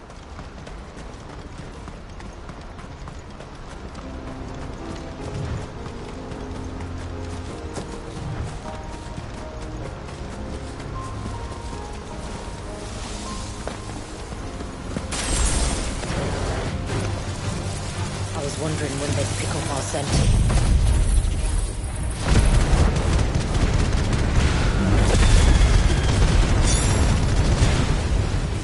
Stand back. We'll handle this. Oh, will you now?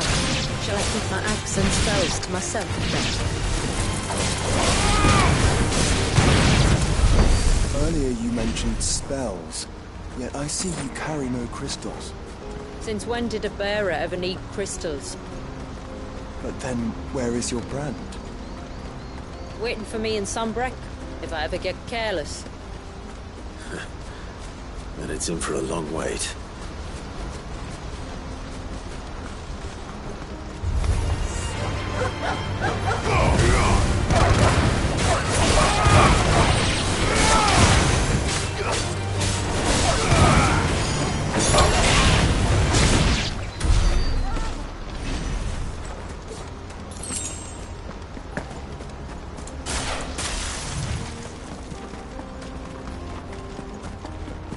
We're almost at the summit. From there, you'll have a better view of our home.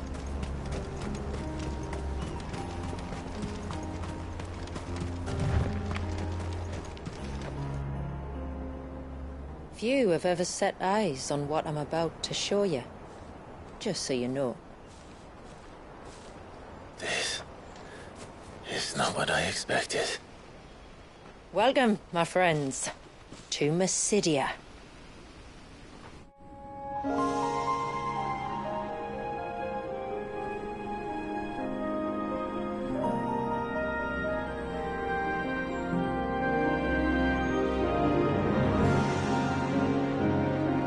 It's been a long time since I saw the North looking so alive. I'm sure you have plenty of questions, but it's been a long journey, and I expect we could all do with a rest. Our humble village is only a short way from here, if you'd care to accompany me. Let's get ourselves in front of a fire, and I'll tell you everything you need to know.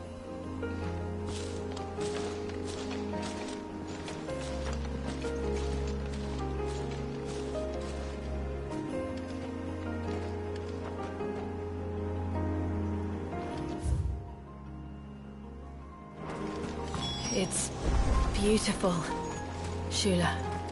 And we aim to keep it that way.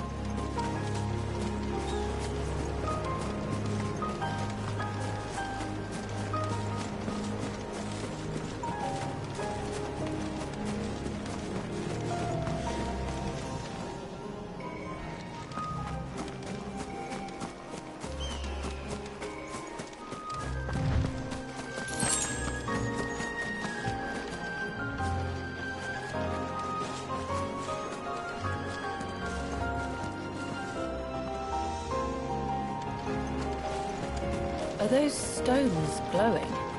That's one of the cairns which maintain the glamour. Steer well clear.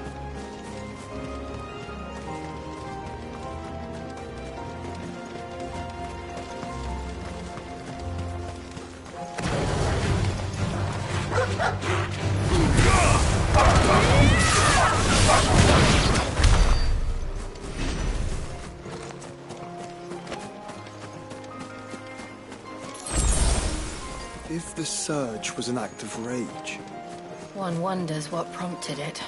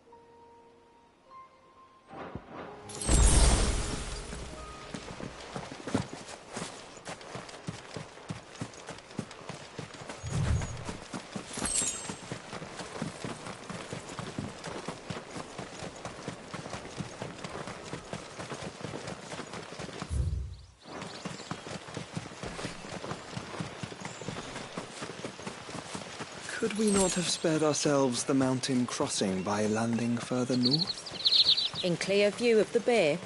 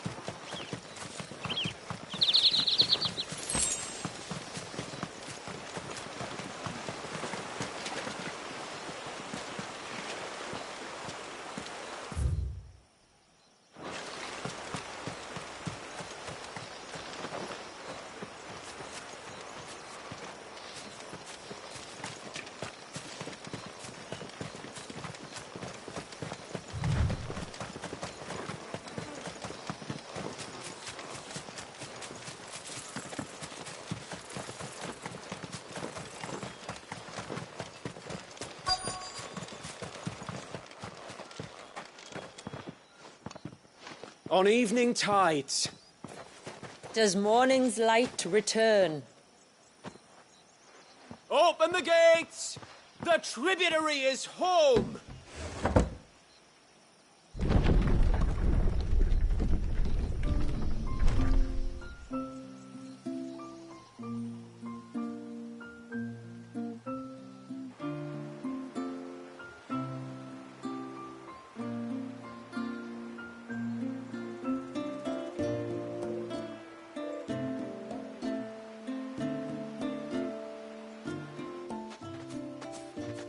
Outsiders? Well, I never. Look at the size of that dog. All right now, back to your duties. You'll have to forgive my people their curiosity. We don't get many visitors. Or any, truth be told. Then we are honored to be the first. This is quite extraordinary. Like stepping into another world. So do you believe me now? You've made it difficult not to, my lady. But how did your people chance to settle here, in the north? Unless I am much mistaken, the moats of water long called the coasts of southern Ash their home.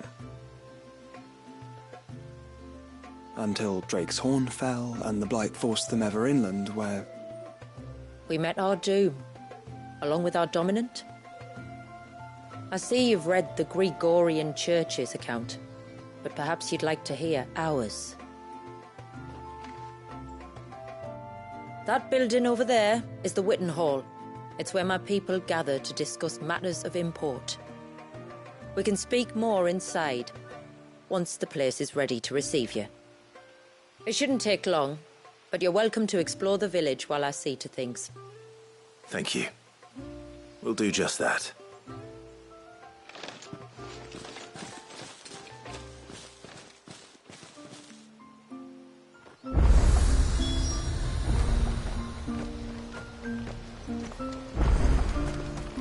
That'll be them then.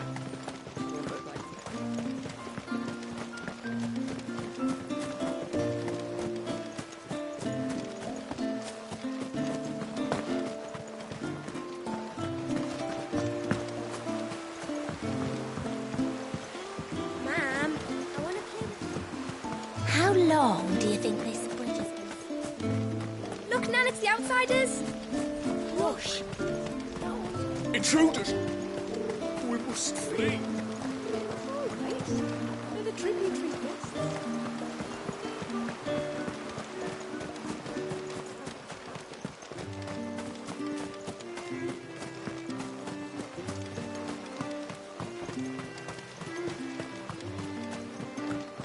Suddenly, there were curs everywhere, look.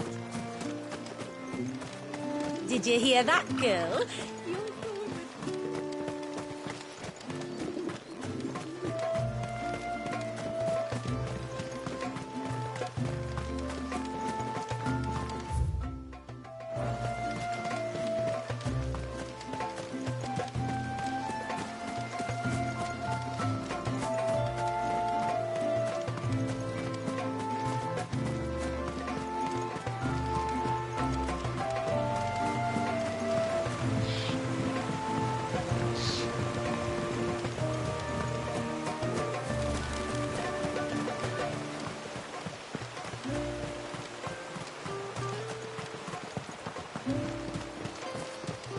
I'm sorry, but I don't like it.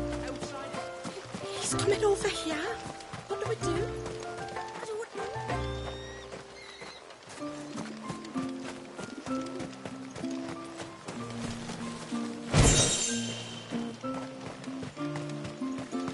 Just you stay away from my temple.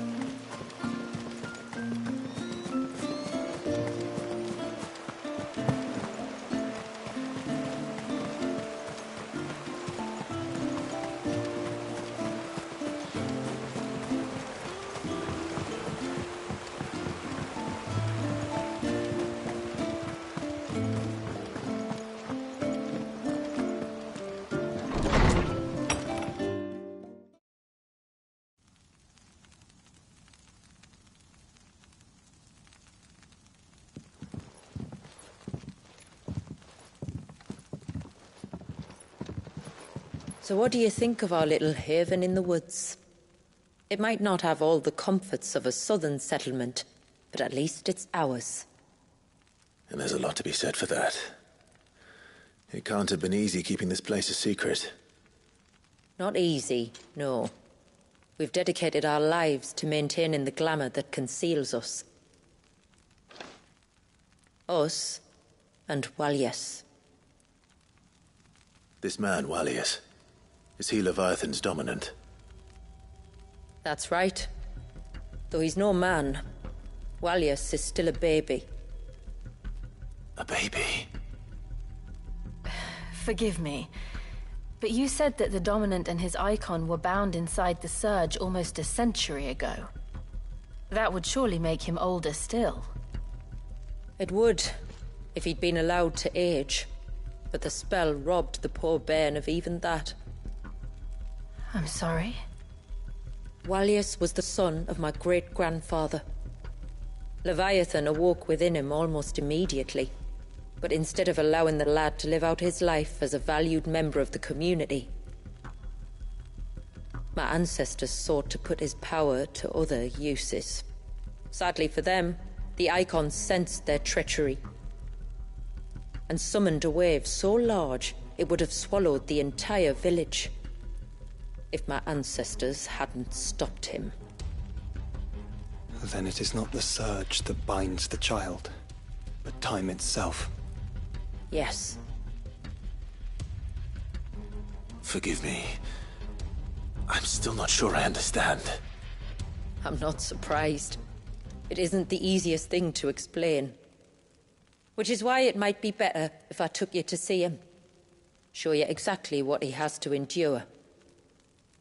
That is why we came. Then let us be off. There's a road that leads north from the village. It'll take us right into the Surge.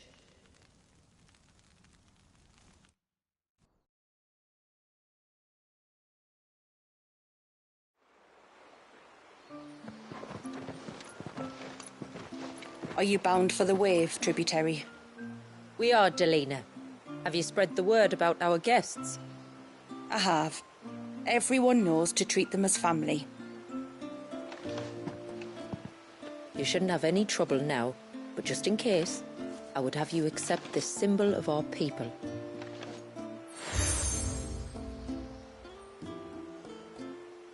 That's very kind.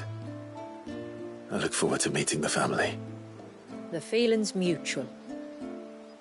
Should the tributary be indisposed, feel free to ask me any questions you might have regarding the village, and I'll do my best to answer. Thank you. We will. Then I bid you good tide.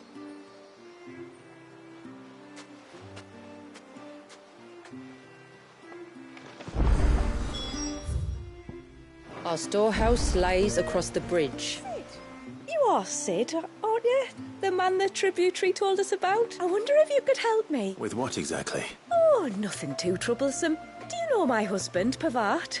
He's the village smith, among other things. Anyway, his name day's not far off, and I wanted to make a gift for him. He's a craftsman, you see, and he's been fretting about running low on the flowers he uses for dye making, so I wondered if you might collect some for me and give them to him.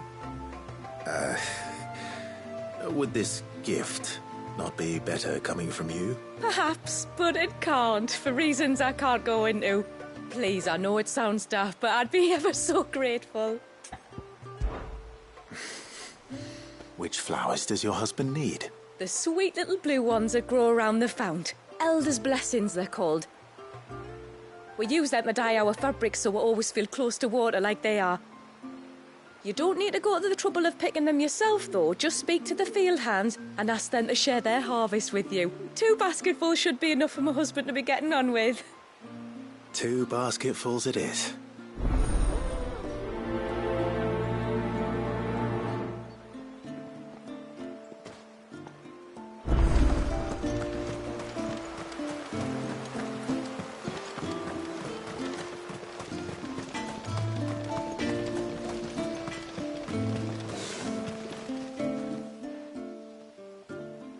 Oh, I'll have her hide when she gets back. Oh, sorry. I was leagues away. How can I help you? If you're after something from the storehouse, it's actually my wife you'll want to talk to. She will have to charge you for the goods, though. Not that we'd fleece you or anything. It's just, you know, needs must. I understand. Saying that, she might not be able to get anything down for you for a bit. Ah, right. She's got her hands full with the inventory, you see. It should have been my daughter's job, really, but the willful little rills decided to make herself scarce. The heavens only know where that girl's got to. If you'd like me to keep an eye out for her. Oh, no. I couldn't ask that of an outsider. Could I? You wouldn't mind? Of course not. She won't have gone far, will she? I hope not. But I've scoured the entire village for her and come up empty-handed. Can't help thinking she might have gone on another one of her little adventures. Ah, a free spirit, is she? Aye, that she is. Can't get her to sit still, especially once she heard you lot were on your way. Outsiders! You should have seen her little eyes light up. No, if she wanted to watch you arrive, she'd have made for the low gate where you first came in. The guard there might have spotted her. Maybe you could ask him. Ruka, her name is. All right. I'll let you know if I find her. Try not to worry.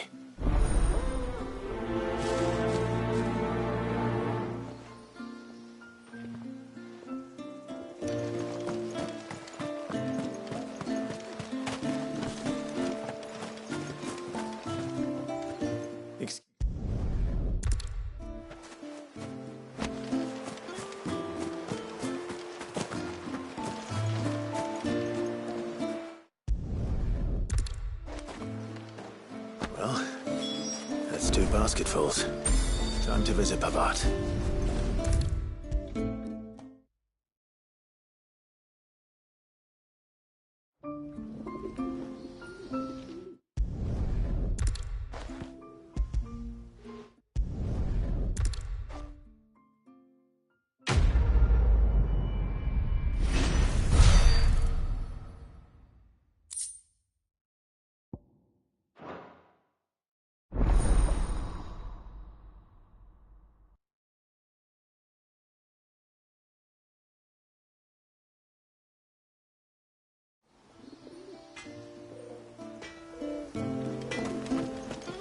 What is it you want?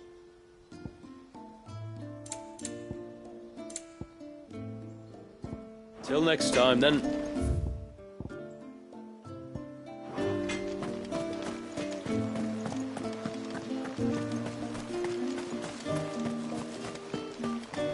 Hear me, mine ancestors.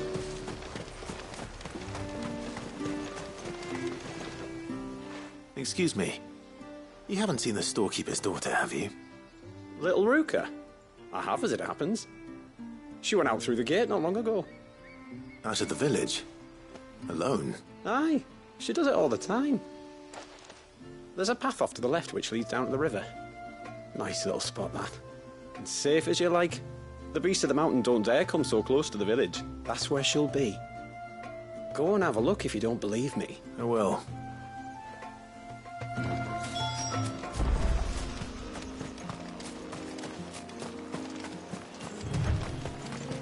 This must be the path.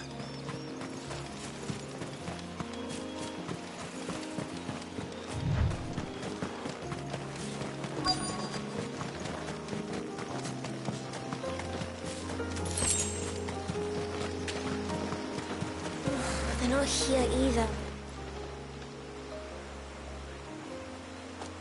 It's you! I've been looking everywhere for you. You must be Ruka. You know my name? Can you lot read minds? You left without telling him where you were going. But I went to look for you. Well, now you found me. All right, and on the way home, you can tell me all about the world beyond the wall.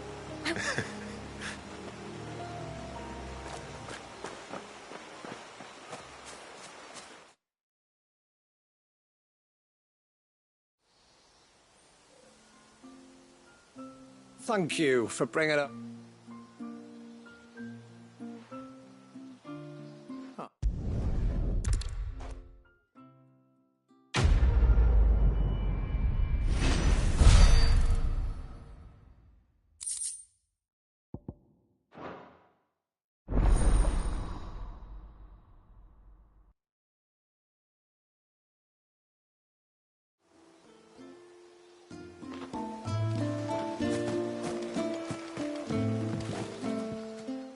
Thanks for bringing me daughter back. Anyway, when you've decided what you want, just let me know.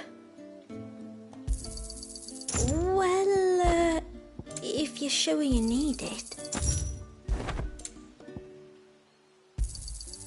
May it serve you well. Very well.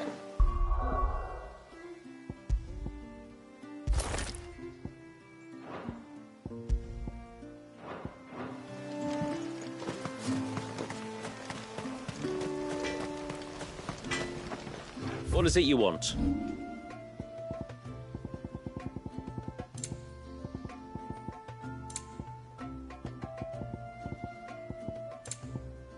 The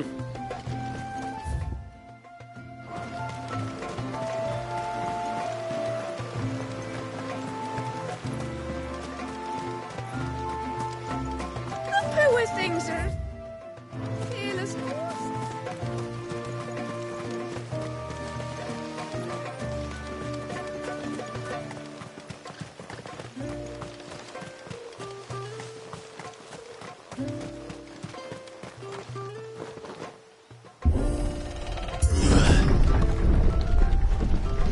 There's a pair of ships just up ahead. Ships? But are we not still leagues from the shore?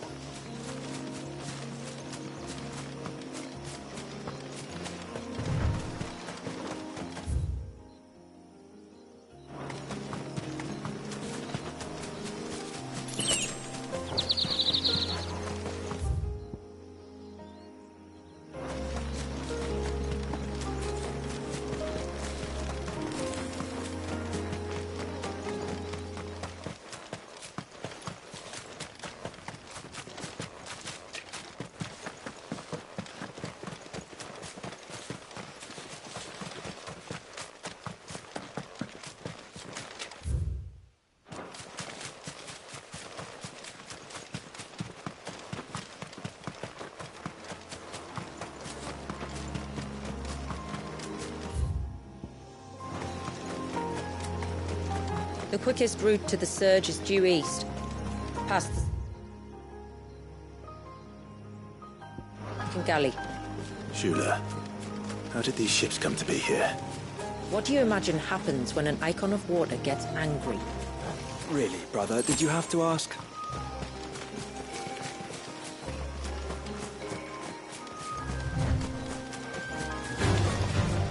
Tongaries. Foul creatures consumed by their hatred for everyone and everything.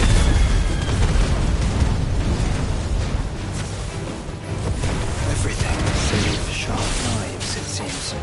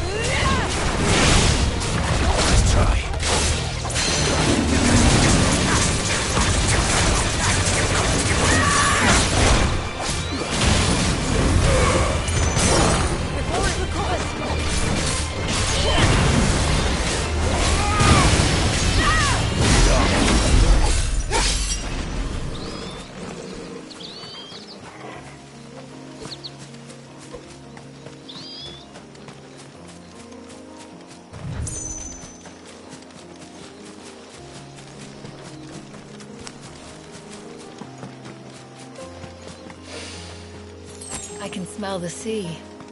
It's not far now.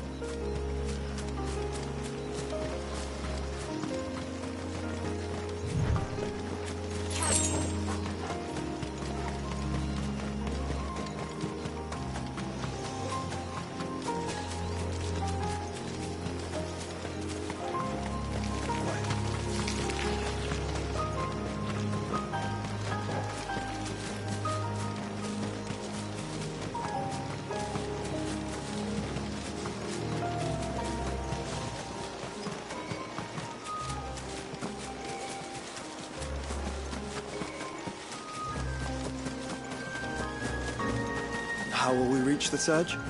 We'll follow the coastline north. There's a bridge that will take us across to the cape.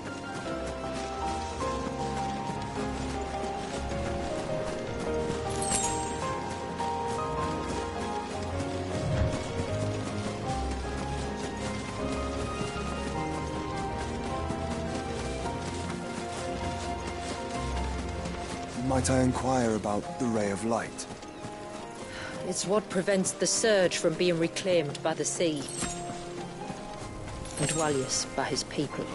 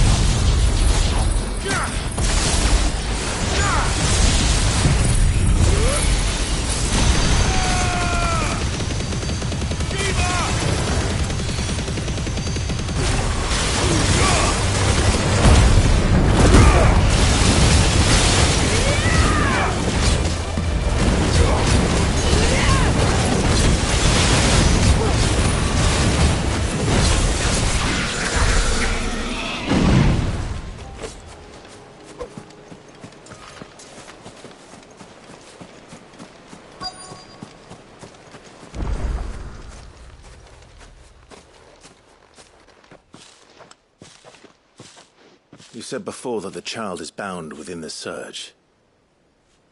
But you've yet to tell us how we're meant to reach him. I trust we won't have to hold our breath. No. The surge wraps around the cape without engulfing it. If we continue to its tip, there is a path down to the seabed. And the wave's origin. All right. It won't be the first dominant we've met at the bottom of the ocean.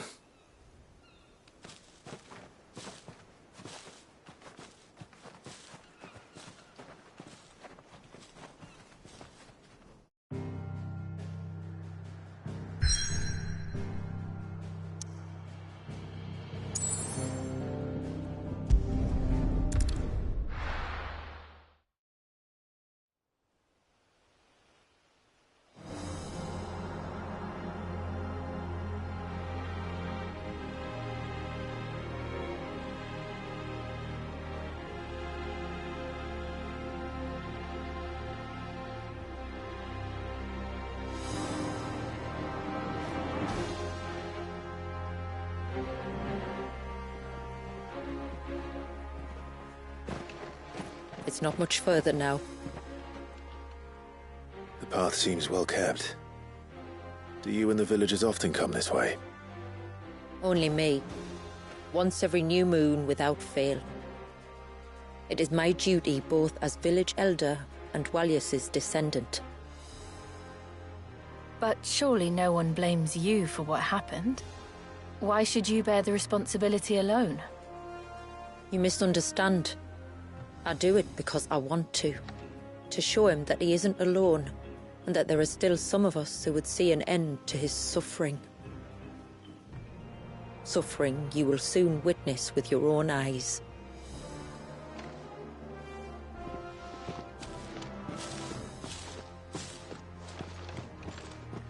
The forest grows quickly here. Left unattended, the path would be reclaimed in a matter of moons.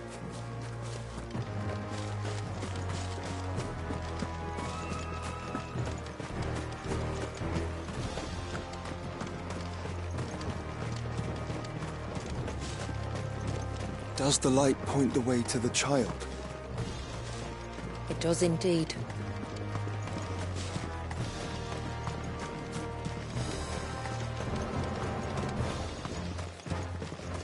Look at all the droplets of water suspended in midair. Where they have remained untouched by time for 80 summers. It's not right. No. It's not.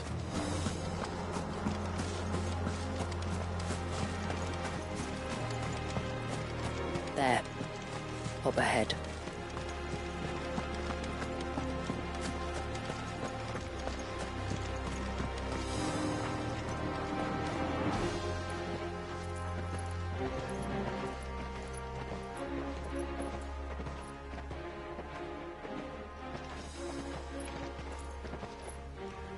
Down in the center.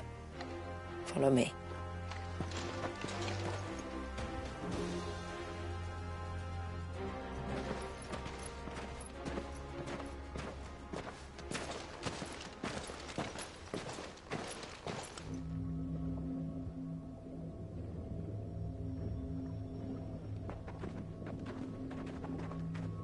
He's still primed. I'll never forget my first priming. The fear. And I was old enough to understand what was happening. One can only imagine how this poor child felt. He is the victim of an unforgivable sin. Committed by people who saw him as nothing but a means to an end. He must be so frightened. Then I'll ease his burden. You don't mean? I'm not going to hurt him. Contrary to the tales, I don't go around killing dominants for no reason. What if I told you there was a way to remove Wallace's icon? I tell you, you were a madman. It's hard to believe, I know. But it can be done. Though, it isn't without its risks. Part of the icon remains no matter what. So, it might still come to violence. I don't know. It depends on the dominant. I've seen things end well, and I've seen things spiral out of control. But I do know one thing. If we turn our backs on this child, there will be no end to his suffering. And I think that a worse fate than the alternative. Don't you?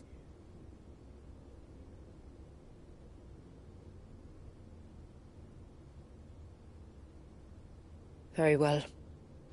Do what you must. And whatever happens, I will own the consequences.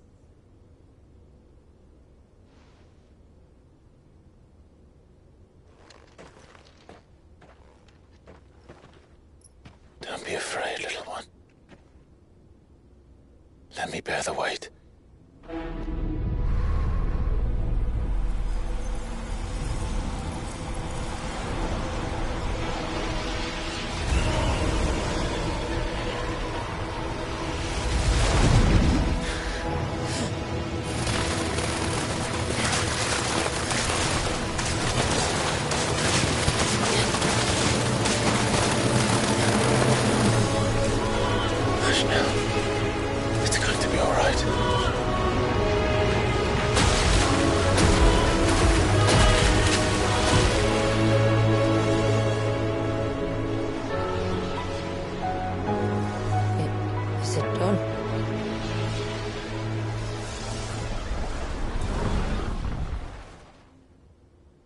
I think so. I can feel the icon inside me. But something's wrong.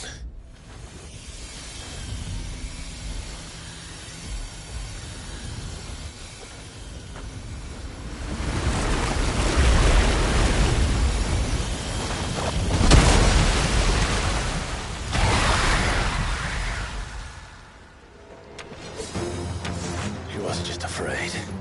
He was angry. All right. Let's see what you've given me.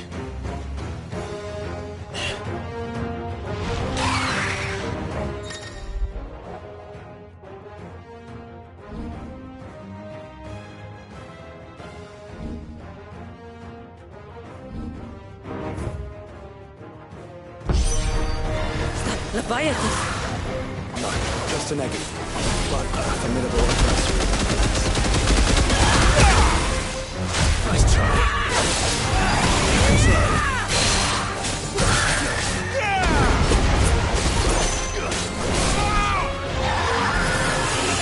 Oh, look. It has friends.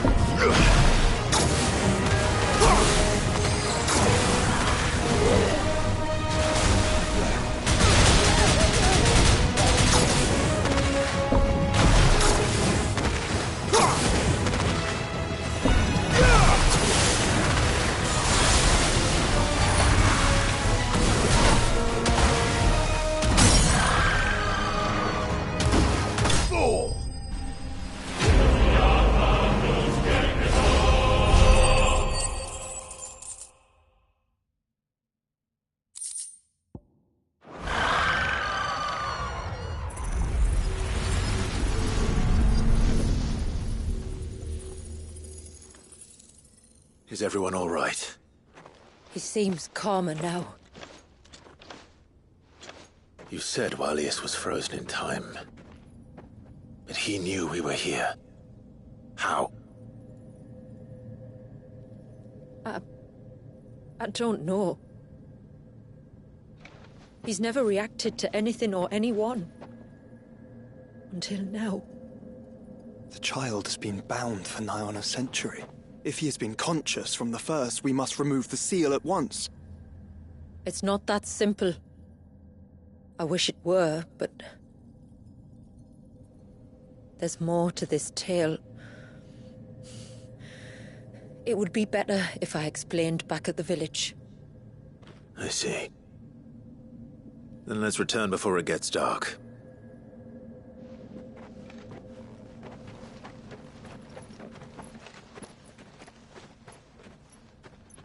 I'm sorry, Walius. I will make this right.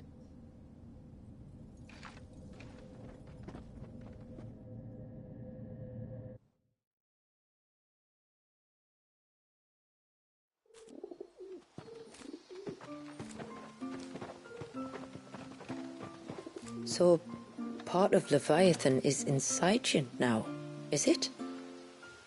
Does it hurt? No. Not anymore, anyway. Good. Because I still have need of your strength. If you want to know the rest, we should head to the Witten Hall. Of course.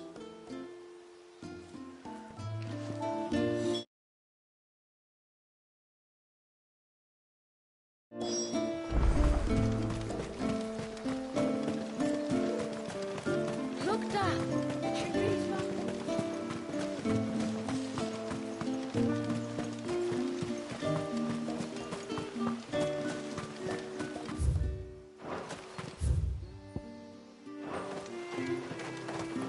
The broom is your warhammer.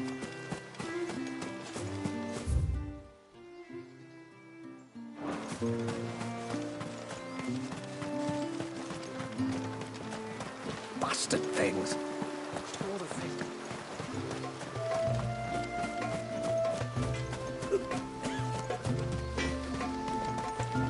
Reckon my steel's just as good as any.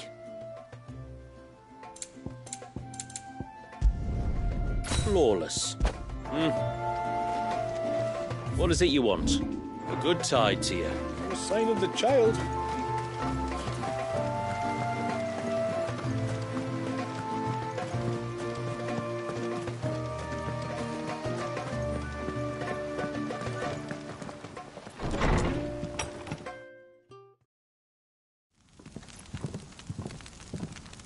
To understand the spell which binds Walius, you must first know who we are, and what drove my forebears to commit such an atrocity. This tapestry is our story, the one that brought us here. After generations of wandering, my people sought refuge in northeastern Storm, some 170 years ago.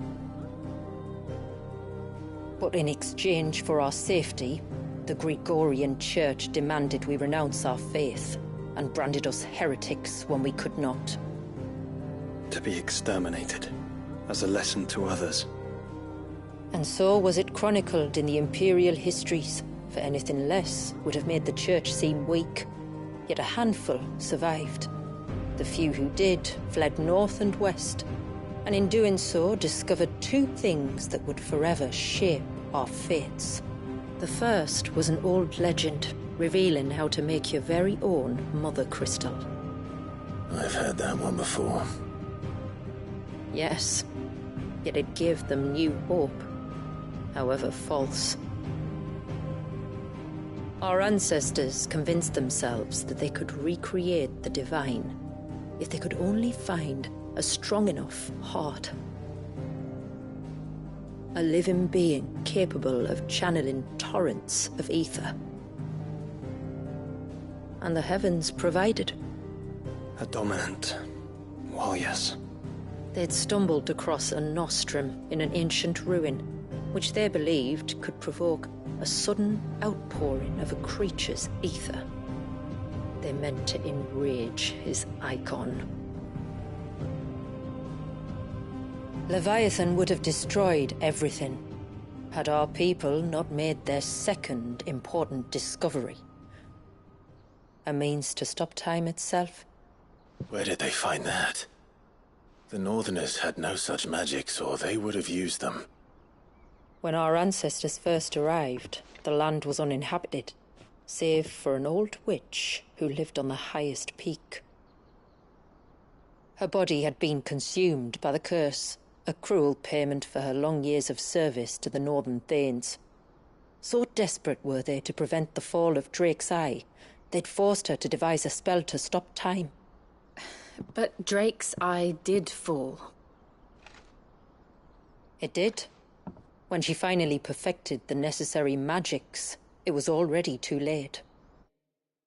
As punishment for her failure, the Thanes exiled her to this forsaken place to live out the few days she had left. Knowing her suffering, our ancestors cared for her as best they could, and in return, she gifted them her spell.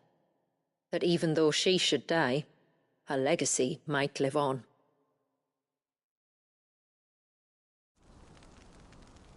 So armed with both the knowledge of the ancients and the secrets of time, our ancestors settled upon an ambitious plan. They would create a new Mother Crystal and enchant it that it might endure for all eternity. Thus would our people's wandering, our suffering, finally end, and prosperity visit us once more. And all it would require was the sacrifice of a single child. A small price to pay, or so they believed. Another victim of man's blind reliance on the Mother Crystals. So we know the seal's source. How do we break it and restore the flow of time? Do you recall the dome of light on top of the cliffs to the west? Inside lie the ruins of an old temple. It was there that the witch built the Vare, a conduit of sorts that channels her remaining ether into the surge. But it's been a long time since anyone set foot in the place. And now there are others who claim it as their own. Then we shall go prepared for a fight. That said, it may be best if one of us stays behind. You think the village could be in danger? We saw the ether flow from Wallius in all directions, but only encountered a single familiar. There will be more. And should even one make its way here, I doubt the walls could hold it back for long. Then I shall stay. The Phoenix will see your people safe, tributary. You have my thanks. Very well.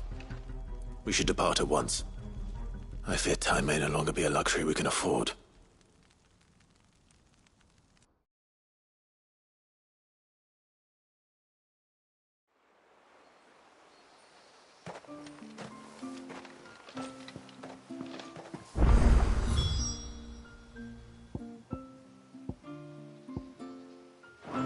The Vare is not easy to find.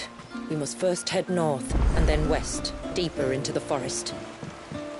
My lord, may I speak with you? There is a matter with which I would beg your aid. Of course, what is it? Please, not so loud. Something serious, then? Yes. I think we might have company. I was passing by the low gate when I saw a figure moving among the trees up on the cloak. At first, I thought it must have been you or your brother, so I didn't say anything, but the more I think about it, the more certain I am that the figure looked familiar. And you're sure it wasn't one of the other villagers? Positive. I think it was someone from outside the wall who has found his way inside. Of course, it could just be my imagination playing tricks on me. I only caught a fleeting glimpse, and it might have been you or your brother. But if it is who I think it is, we cannot allow him to leave now that he knows we're here. Would you go and see? He won't try to hurt you, believe me. Given what lurks in the forest, the only one likely to get hurt is him. Very well. Whether the man you saw is who you believe him to be or not, we need to know. It may yet be someone else entirely. Someone who means your people, or my people, harm. Perhaps. Just promise me that if you do find someone up there... Don't worry. I won't draw my sword unless I need to. Thank you. Yamila, this man you saw, might he be the customer you told me of? I fear so. The customer? I'll explain later.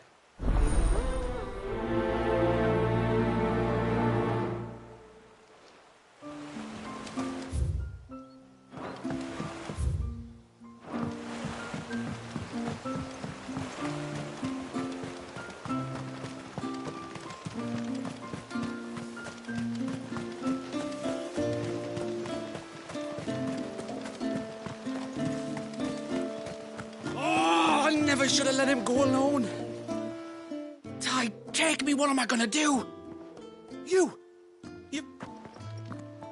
Shula said you were a force to be reckoned with. Are you? Why do you ask? Eh? Oh, sorry. I should explain. My name's Kitav. I'm worried about a friend of mine. He went into the forest and he hasn't come back. Would you help me find him? I can try. Tell me what I need to know. Of course. You know about the glamour our ancestors cast to keep this place hidden, right? Shula told us about it, yes. Right. So you know the cairns we use to maintain the spell?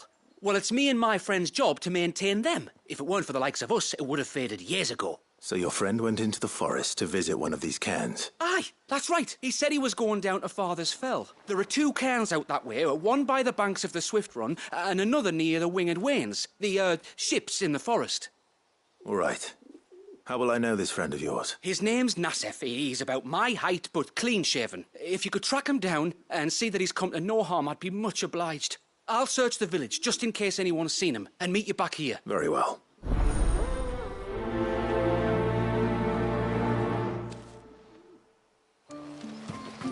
One cairn by the ships, another by the river.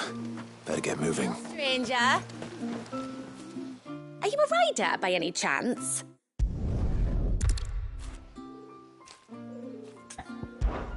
I would if I...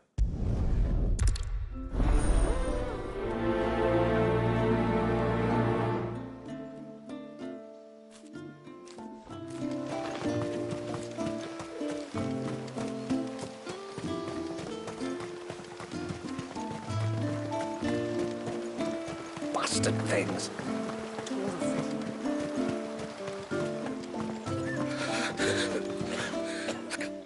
Just try to breathe. That's it. Is everything all right? Ah, you're the outsider. I'm Fanit, healer by trade. And this is Talor, one of my patients. He took ill not long after you arrived. Nothing too serious, I hope. I hope so too. But... this affliction, it's like nothing I've ever seen before.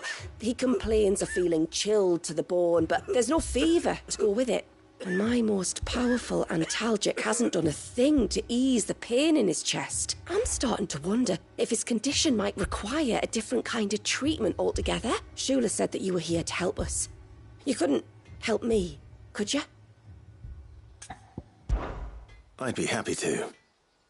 If I can. You can. Don't worry. All I need you to do is speak to Talor's son, Pavat, over at the forge, and ask if he knows what his father was up to before he came down sick. Something must have caused this, and I want to find out what. The trouble is, Talor's too weak to speak, and I can't leave his side for long. So while you talk to Pavat, I'll pay his wife word a quick visit, just in case she knows anything. All right.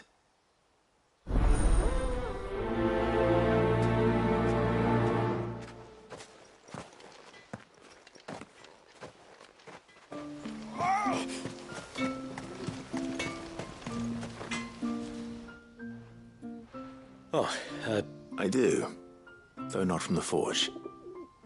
Fanit asked me to speak with you. She's looking into the cause of your father's illness and wondered if you could shed any light on the matter. I see. Sorry. She shouldn't have dragged you into this. It's no trouble, really. Tell me, did your father do anything out of the ordinary before he fell ill? Not that I know of. But then I hardly see him. He's always out and about, like. Well, at least he was. Suppose he might have been a bit more fidgety than usual, but apart from that... When you say out and about, where does he usually go? Just round the village. Wanders over to Blazier's place most days. He's a fisher who lives on the other side of the fount. They're old friends. Maybe he knows something I don't. Maybe. I'll go and speak with him.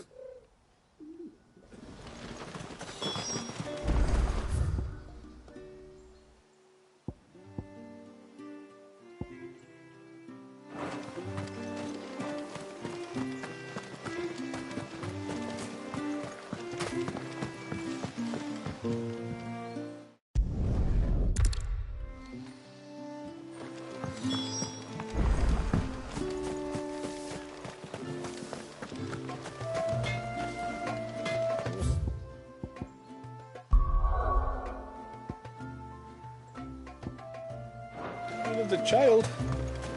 You don't...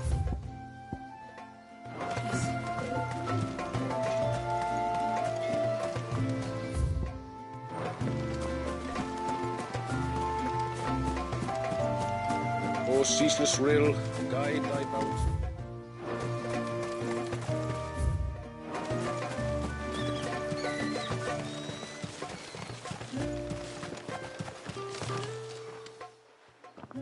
Greetings, stranger. What can I do for you? Your name is Blazier, is it not? Pavard tells me you're a friend of his father's, and that the two of you may have spent some time together prior to his illness. His illness? Talor's never been ill a day in his life. I don't know why he'd start now. Oh, Fanny doesn't know either. It was she who asked me to look into his recent behavior on the off chance it might explain how his condition arose. I suppose there was something that struck me as a bit odd. He kept asking about the woods. Did you see anything strange on your way back from the shore? Are you certain? Do you swear? That kind of thing. I didn't, of course. But he wouldn't let it go. It was like he was expecting something to happen. It was just a matter of when. Not that I know what. But he never told me anyway. Well, that certainly does sound unusual. And it might just be what Fannet is looking for. Thank you. Don't mention it. Oh, and when you see Talor, wish him the best from me, eh? Let's see what the healer makes of this.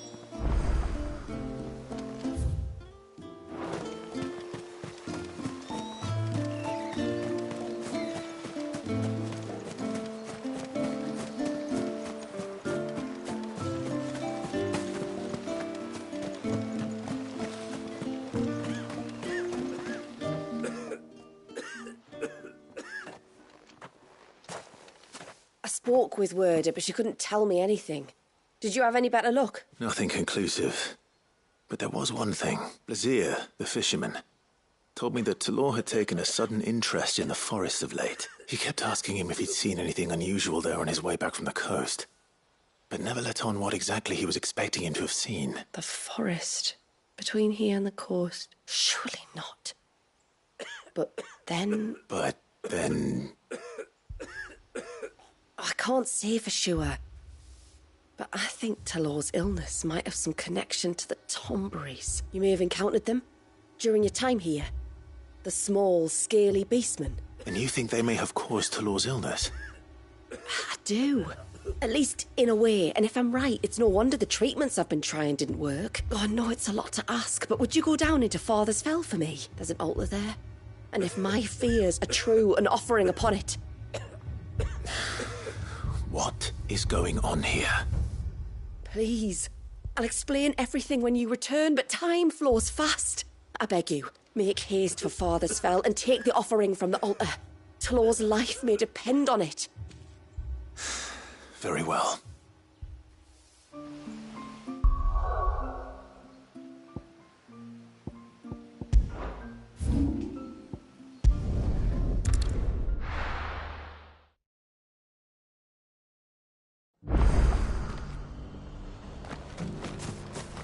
We've got a few rooms going spare now. You want a bed for the night? You speak to Martha. Northridge, then. Wouldn't want to keep Mander's father waiting.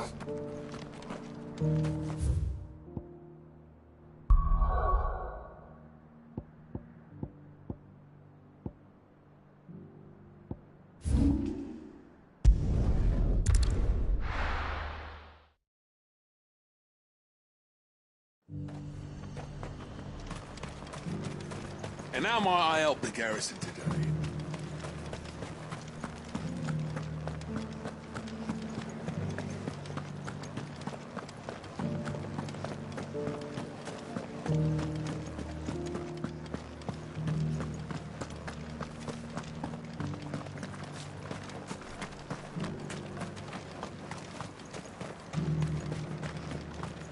Those things didn't fight like men.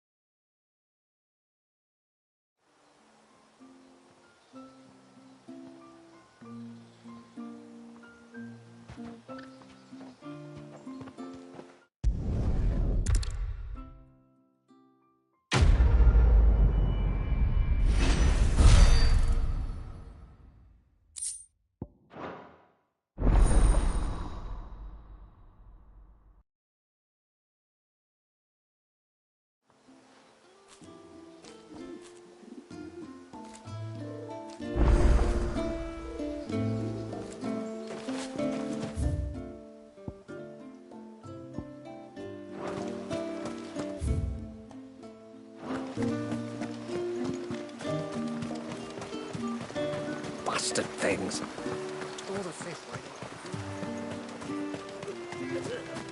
Oh!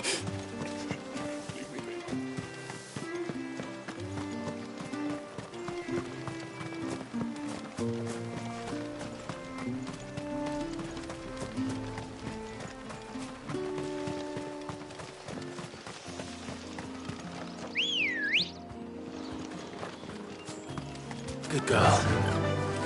Faster!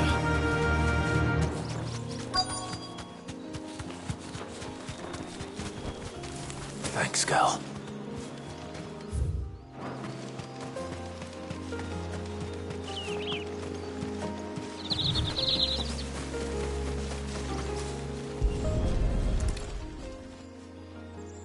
A bottle. Breath of the arbor. Perfume from Sambrag. Looks expensive, too. Who's there? Stop!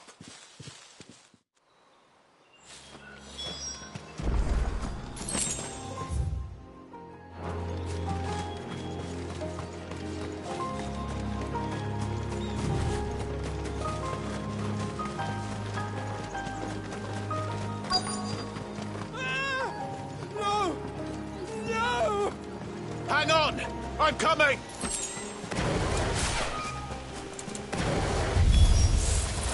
Don't eat me! I'll give you gut rot, I swear!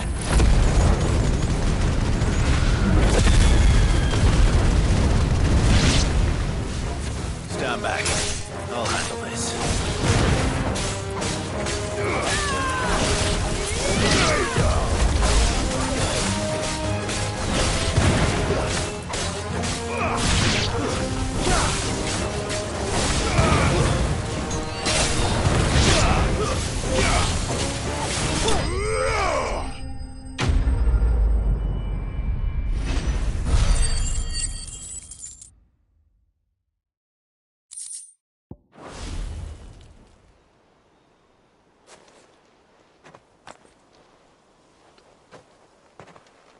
Are you all right? I'm more than all right. I'm saved! Oh, I could kiss you! Maybe you should introduce yourself first. Hervey! I knew it was you. What are you doing here? I came to see you. Oh, my little canary, it's been so long. Thank you for saving him and sparing him. Who is he? Hervey, one of many clients from my employment beyond the wall. One of many clients? We spoke every night of our plans together. Whispered songs of love into each other's ears. And then you upped and vanished without so much as a word. I left you a note, didn't I? I told you I was sorry, but that we could never be together.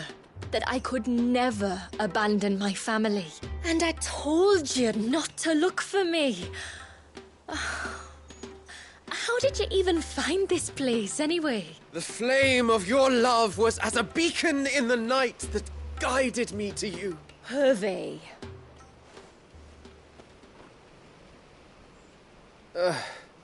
I was walking by the coast near Northreach when I saw a lady who looked like you. Eyes like the ocean.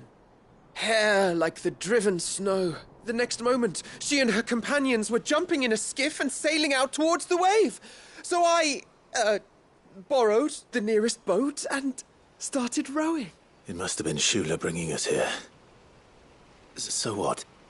You rowed, found a nose how many leagues across the bay, simply because you saw a woman with white hair. And as I did, the skies changed from a dull and hopeless grey to a bright and benevolent blue.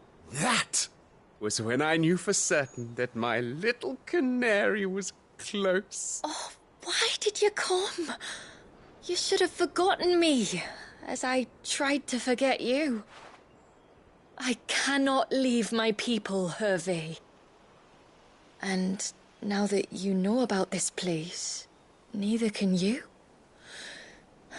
We must return to Haven and accept my family's judgment. I'm to meet your family.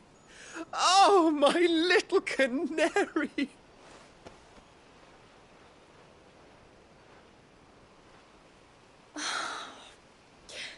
Please, come and see me later.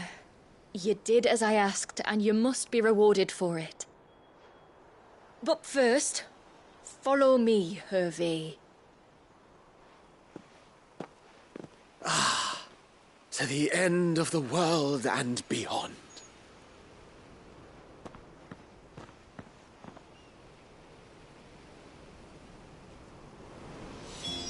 You should never have found this place. How could I be so...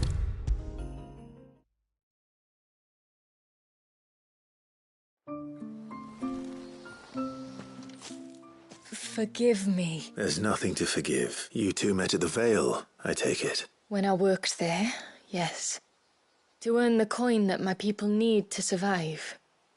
Though Mysidia is our sanctuary, there are certain necessities that it cannot provide. And for that reason, some of us seek employment beyond the wall. Yet few are the opportunities for followers of a strange faith in a strange land.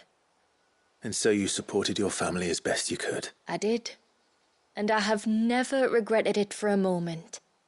I found a second family in the Vale, and in the Dame, a second mother. I also found Hervey, but our love could never be. I knew that if I revealed my secret to him, I would be putting my people in danger.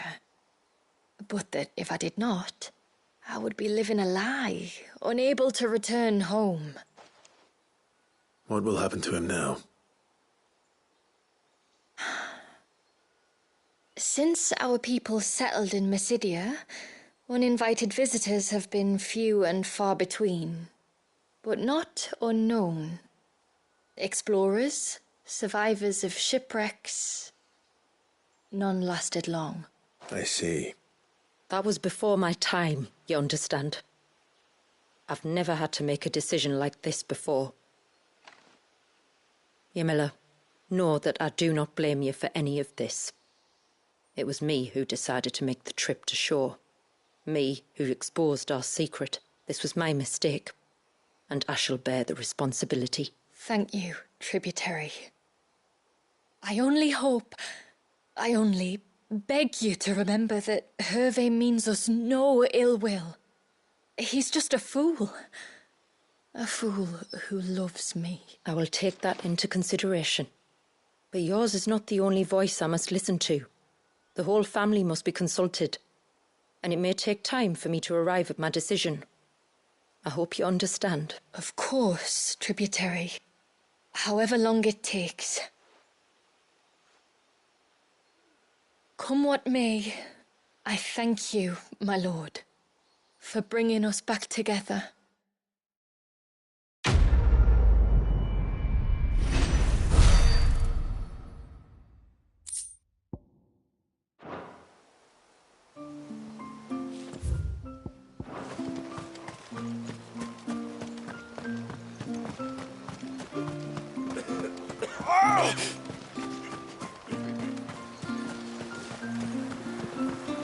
Bastard things.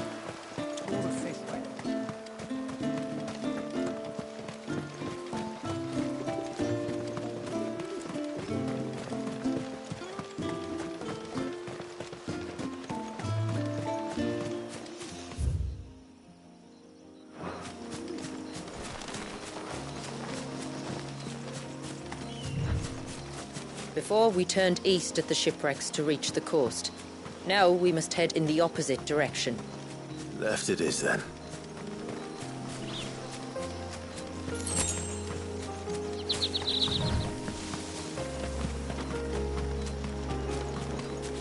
If there's one thing I know about beastmen, is that they love to hide in the dark.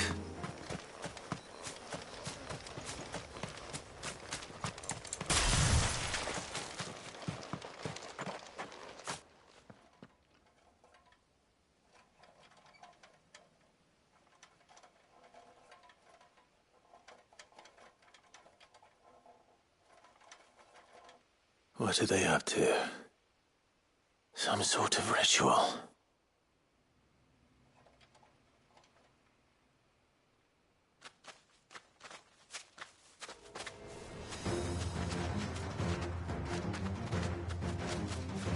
Sorry to disturb you. To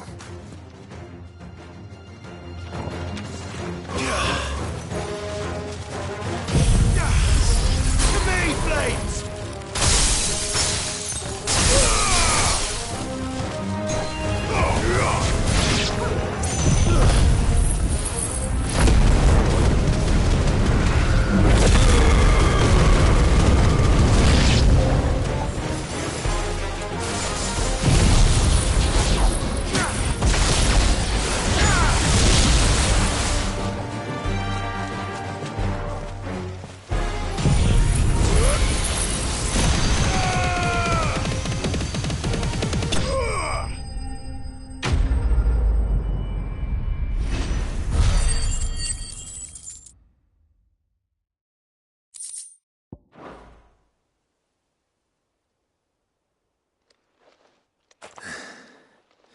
Let's see what's on this altar, then.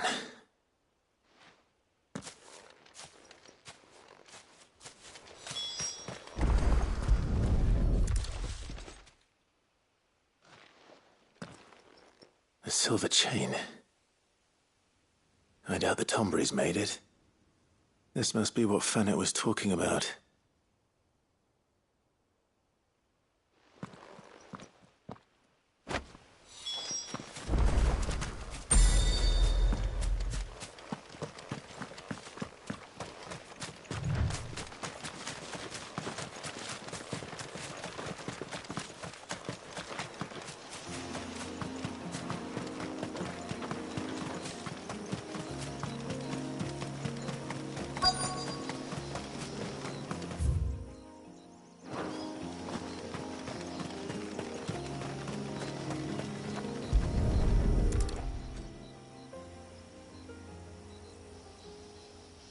Well, here's the cairn.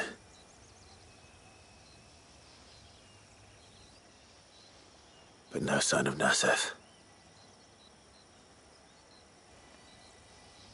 To the riverbank, then.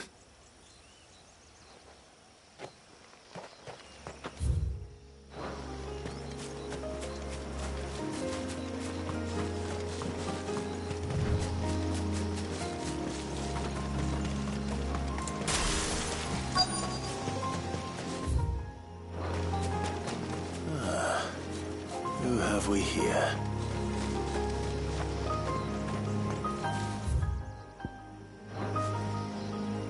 I'm looking for a man named Nassef. Aye, I know him. Takes care of the cans. Wait, you didn't think I was him, did you? Sorry, mate, I'm just out to gym myself a few ibexes. What do you want with the lad, anyway? His friend, Katav, asked me to look for him. Apparently he ventured out to work on one of these cairns and didn't return. Well, that is a worry. You're a hunter, yes? You must know the woods as well as anyone. Can you think where he might have gone? There's a bridge further down the path. Blasted thing got washed away a few moons back. Our carpenter only recently had time to rebuild it. But if I remember rightly, there is another cairn on the far side. Maybe he decided to visit that one while he was here. Maybe. It's worth a look, certainly. Thank you. Don't mention it. I'll keep an eye out too. Perhaps he just got delayed or something. Let's hope so.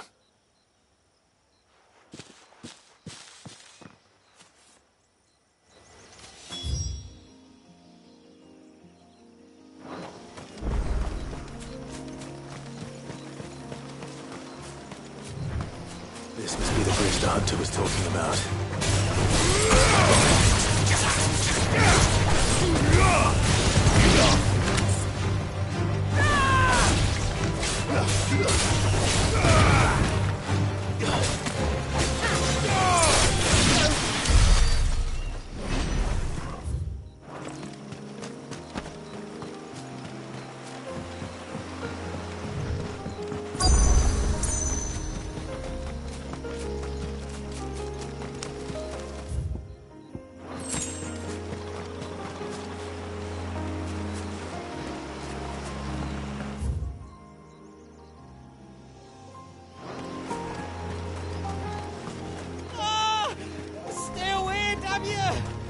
Hold on!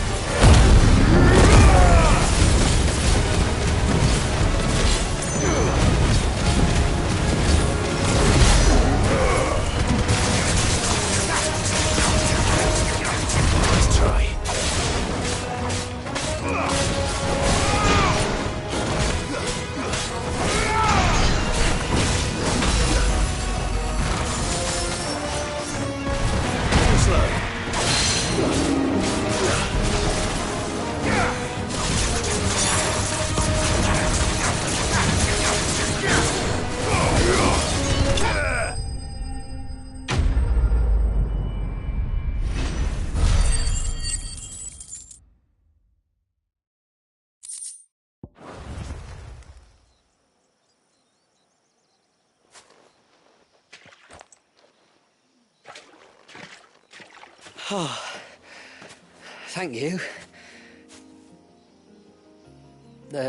I'm the tributary's guest. And you must be Nassef. I am? But how do you know that? Your friend Katav asked me to look for you when you didn't return. I'm sorry. I was so focused on attuning the cairn I didn't see those creatures coming till it was too late. How exactly do they work? Oh, there are crystals inside. They're what keeps the glamour going. Should the ether cease to flow through too many of them, our shroud would quickly unravel. It's my job to make sure that doesn't happen. And an important job it is. But you'll struggle to do it if you're dead. You need to take more care.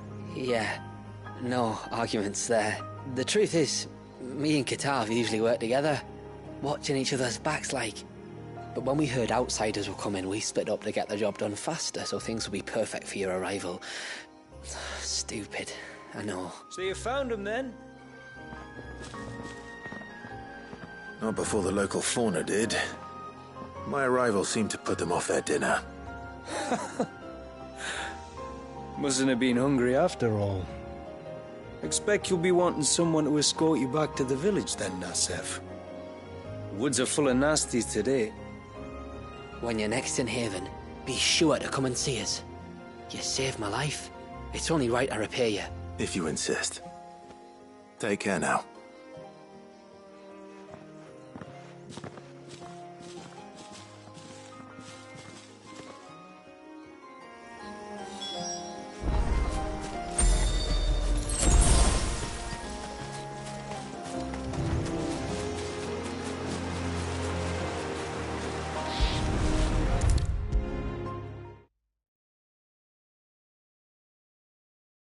I thought I'd lost you. But yes. Thank you. Nassef told me everything. If you hadn't got there when you did... Oh, it doesn't bear thinking about. All that matters is that you're safe. Far be it from me to tell you how to do your jobs, but don't go alone again. Or if we have to, maybe we should think about casting the glamour on ourselves to keep the wildlife from spotting us. It'd take its toll, of course. But it'd beat letting the cairns fall and having to weave the entire spell from scratch. Imagine if we had to do that. I'd rather not. We'd only succeed in adding 2 new piles of stone to the collection. Your bearers? That we are, thank the tides. The others can't attune to the crystals in the cairns the same way we can. I reckon this place would be doomed without us. So, you do this work for the good of your people? Not because... We're forced to. No. From what I've heard of the way things work on the outside, we were truly blessed that our rain fell here in Mysidia. Our people are few enough as it is. If we started turning on each other, kin against kin, over nothing but a stupid accident of birth, our days would be numbered. They would. Anyway, all's well that ends well, eh? Thanks to you, both of us lived to keep this place hidden another day.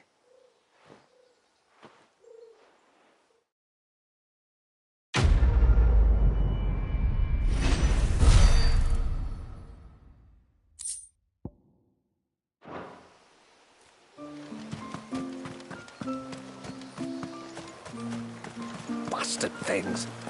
All the fish right up.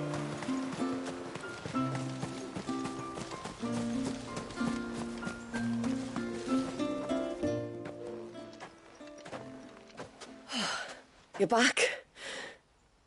Well, did you find anything? I did. This silver chain. I knew it. Well, I'm still none the wiser. Forgive me. This chain. It's a Gregorian Maternoster. Worn by men of the faith. What's it doing here? And why would the Tomberries be praying to it? To understand that, you need to understand what the Tomberries are. They feed on hatred and suffering. And some say that if you render them an offering, some token of grievance against your fellow man, they will put a curse upon him. So you think someone's put a Tombury curse on Talor?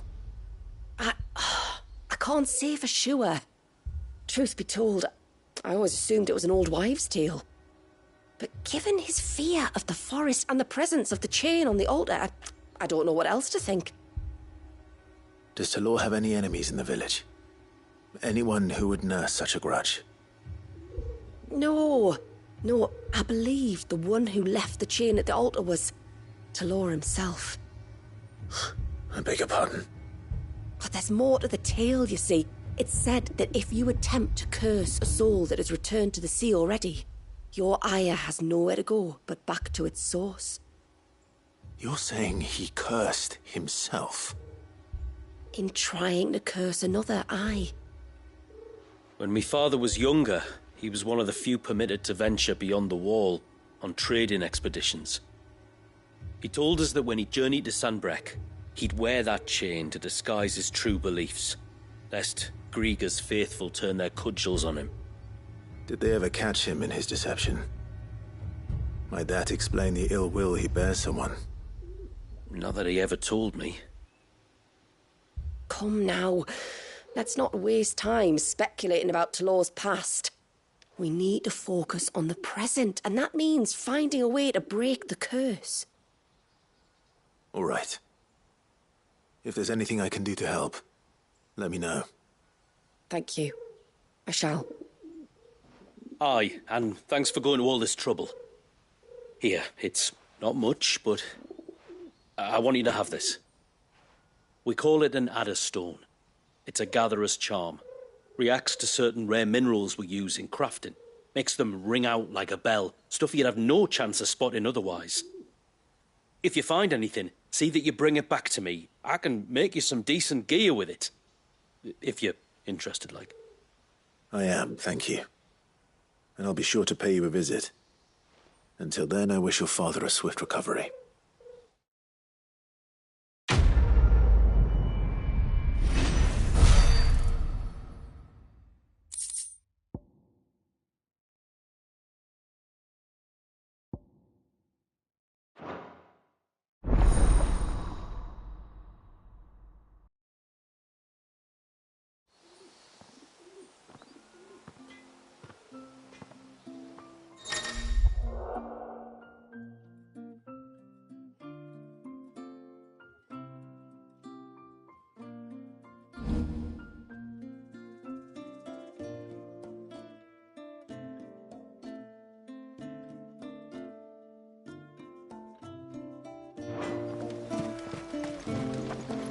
Yes?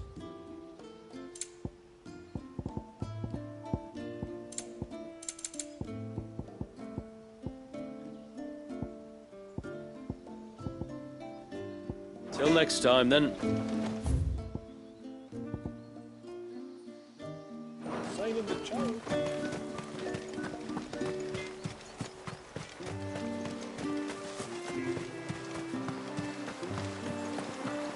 Bastard things. All the things.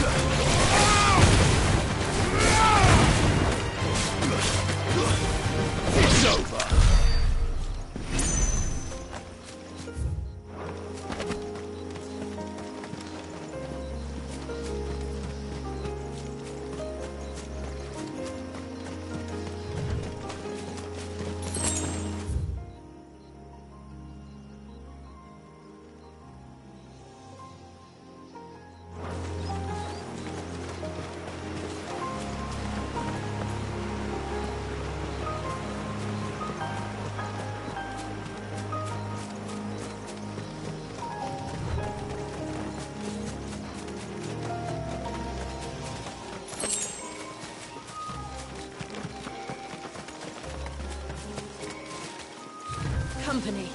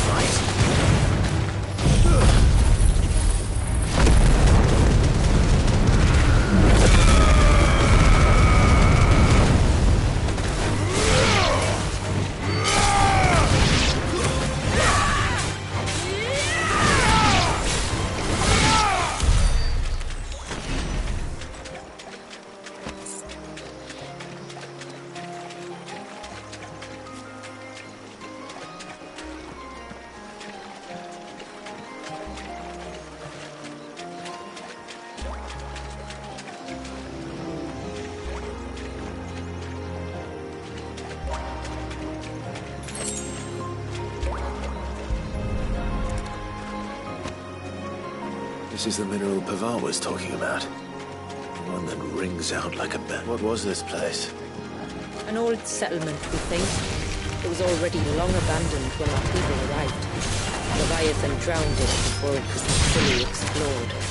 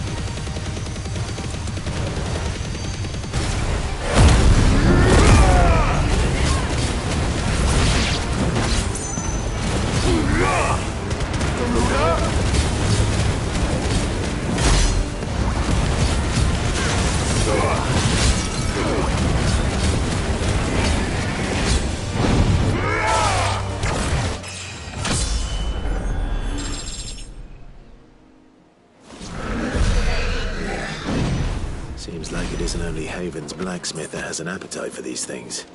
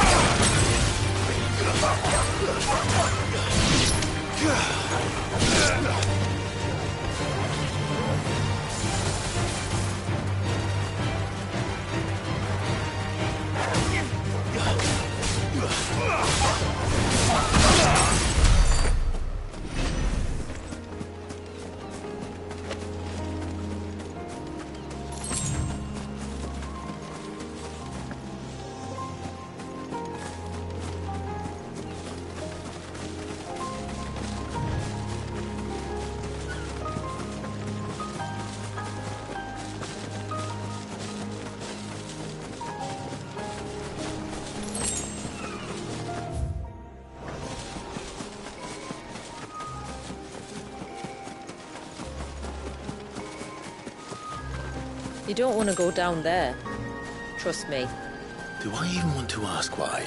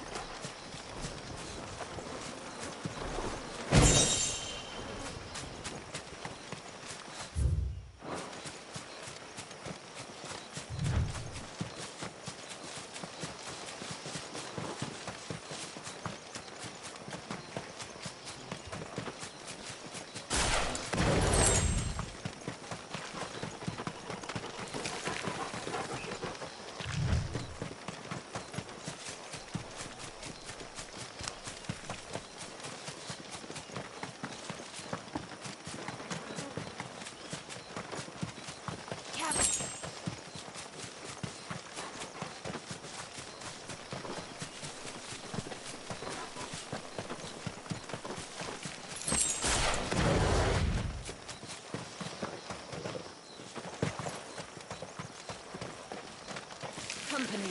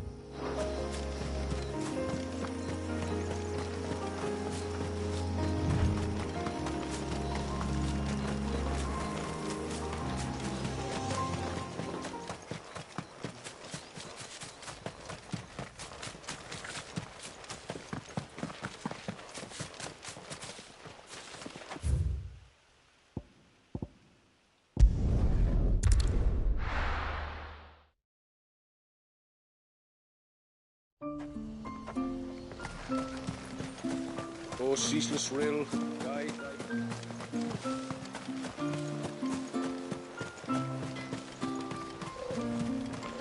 Reckon my steel's just as good as any.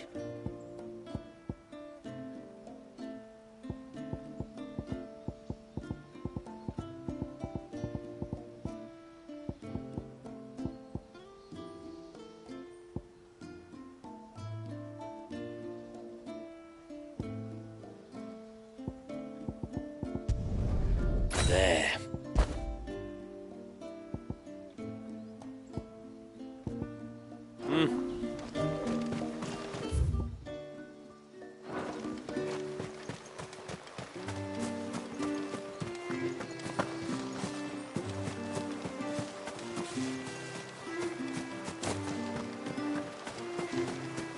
If we pick too many of the flowers, there won't be enough.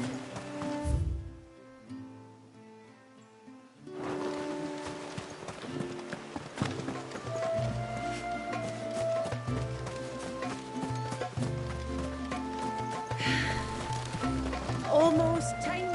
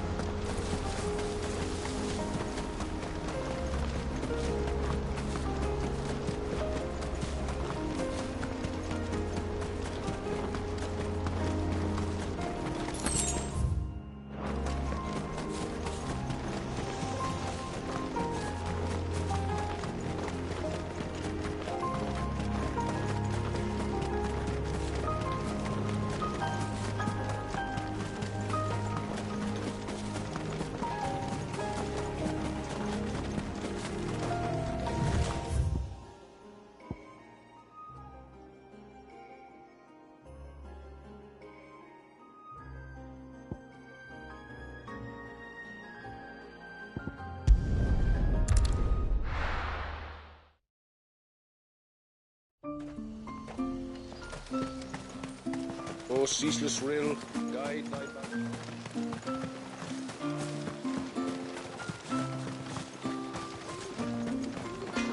Reckon my steel's just as good as any.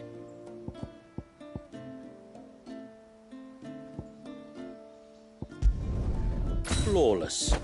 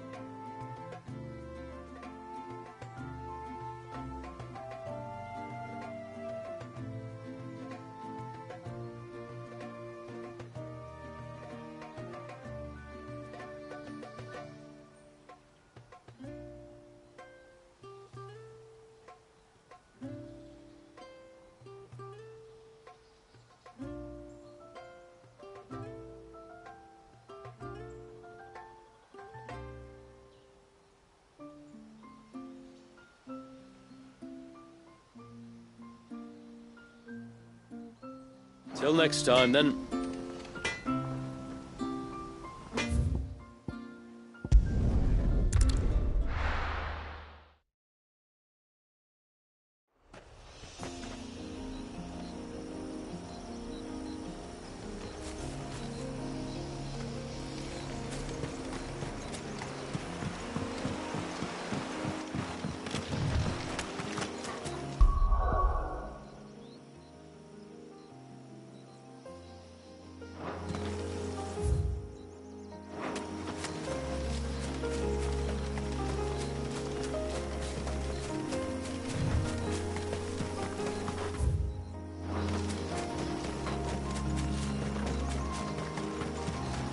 There's a large gate up ahead, and beyond it, a cluster of ancient ruins. The temple, or the Heir of Hours as my people call it, can only be reached by passing through them.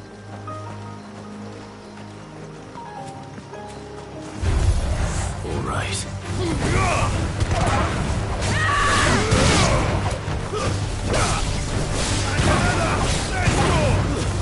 Stay down!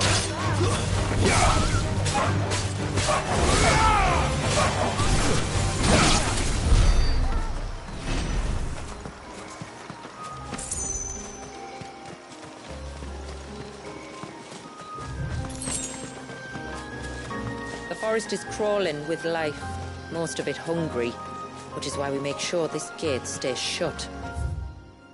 And why you carry that impressive looking...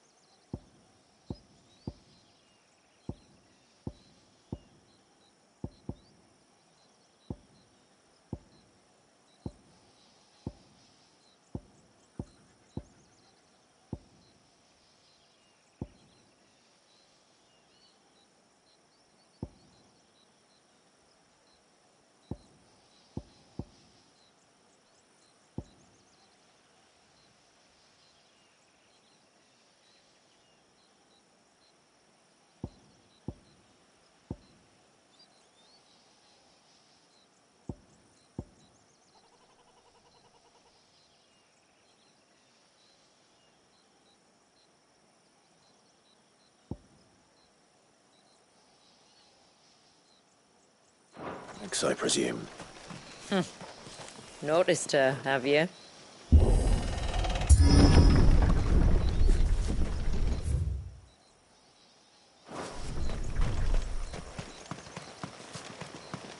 The temple is up there.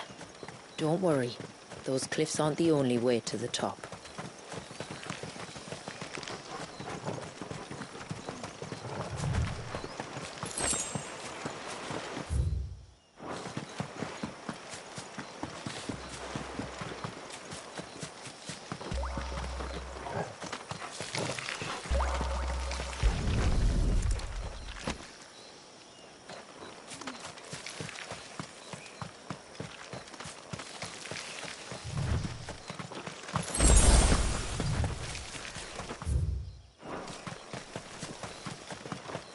Are these the ruins?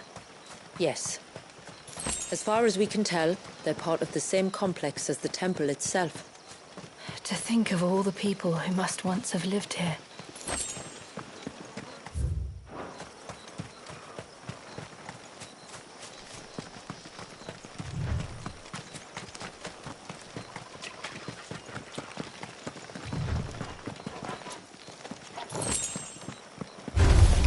Time to fight.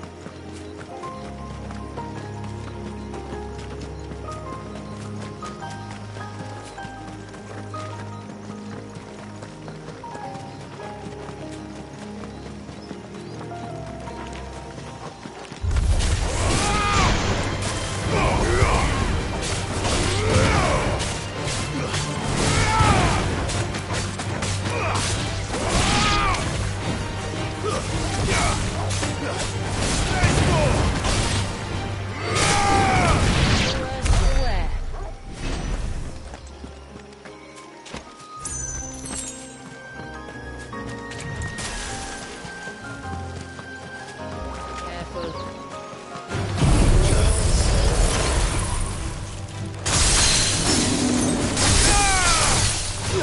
No mistakes.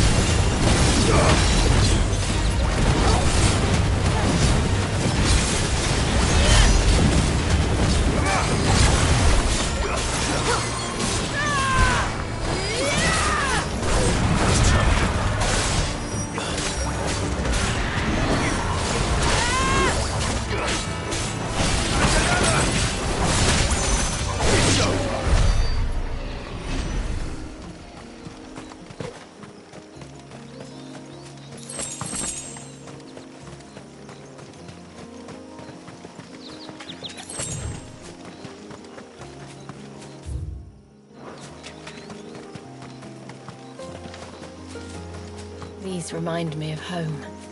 You're from the north, then? Yes. And no. I see.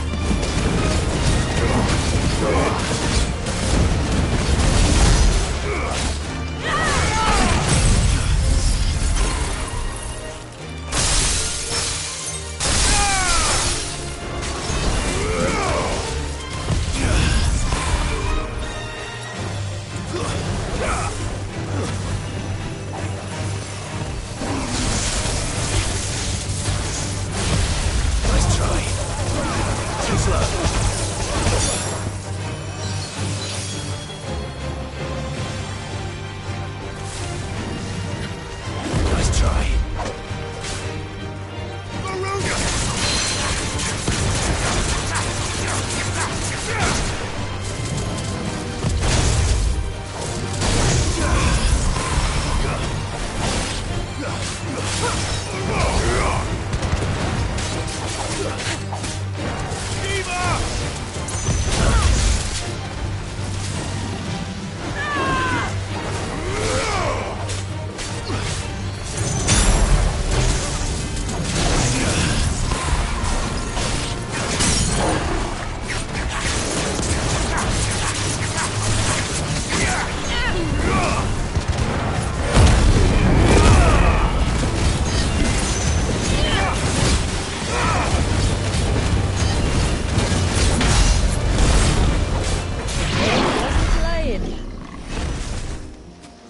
That's better.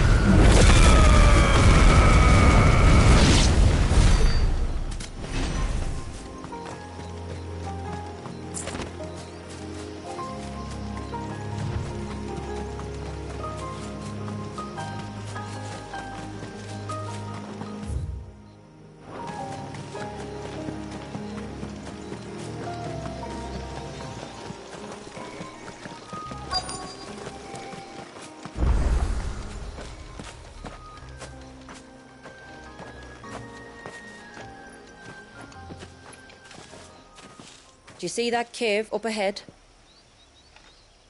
Whoever lived here carved a flight of stairs into the stone within.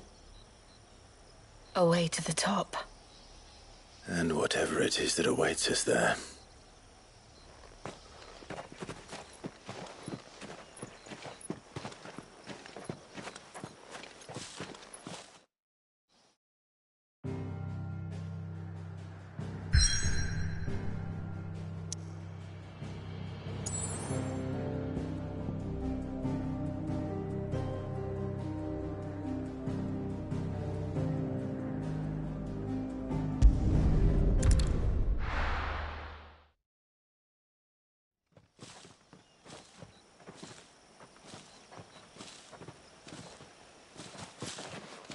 There.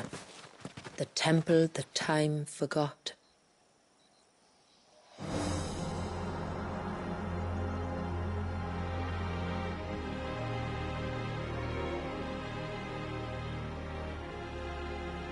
And the Varys inside? Yes. You can see the spell's path from the nave.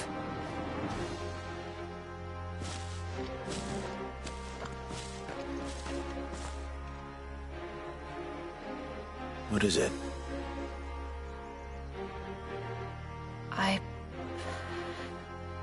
I don't know. It's probably nothing.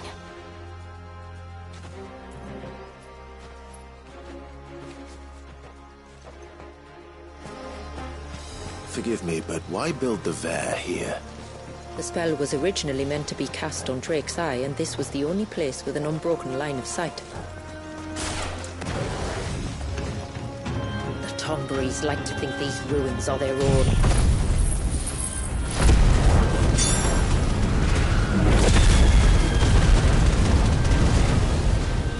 They look none too pleased to see us.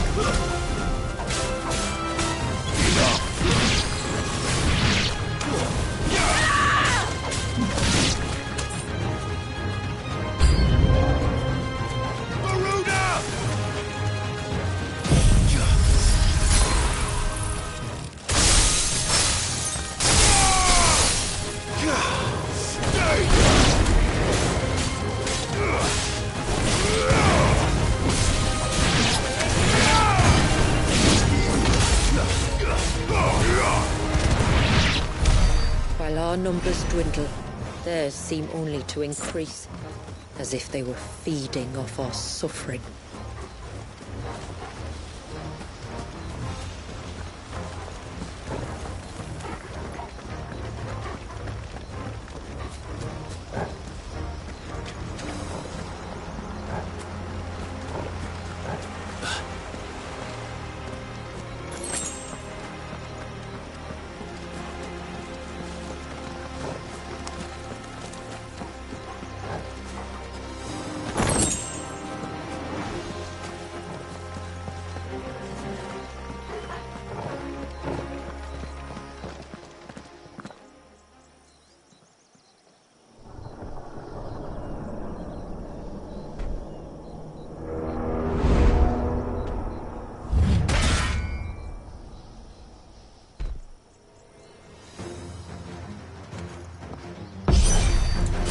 Could this be their leader?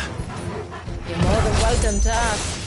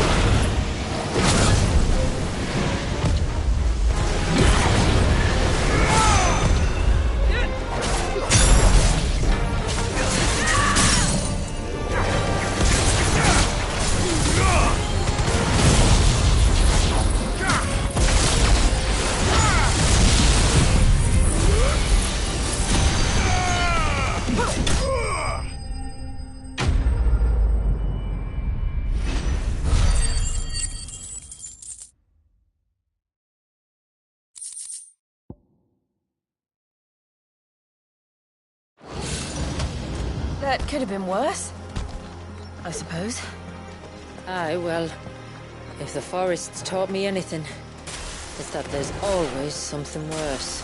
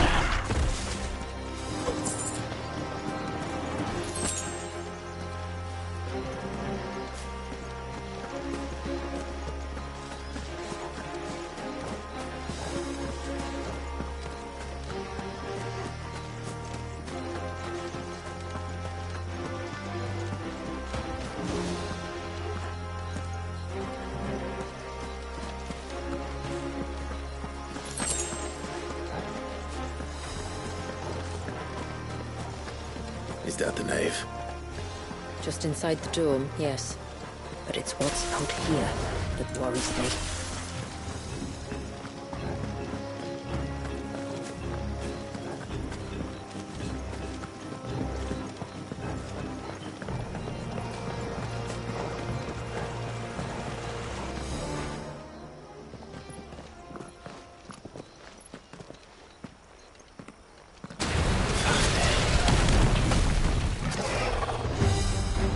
There I was thinking they'd all migrated south. The weaker ones did. The weaker ones? Did you hear that, Sid?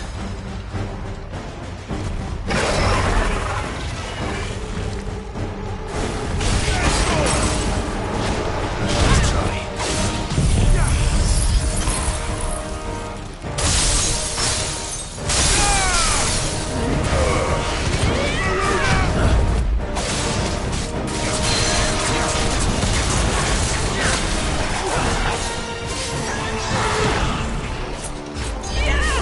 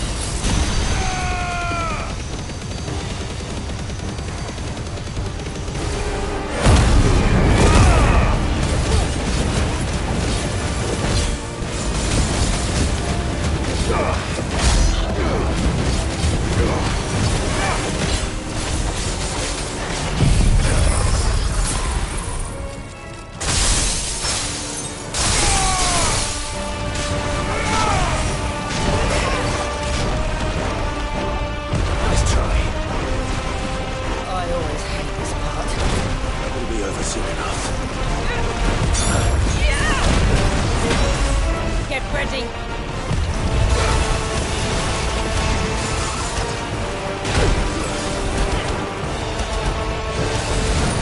Nice try. Too slow. Too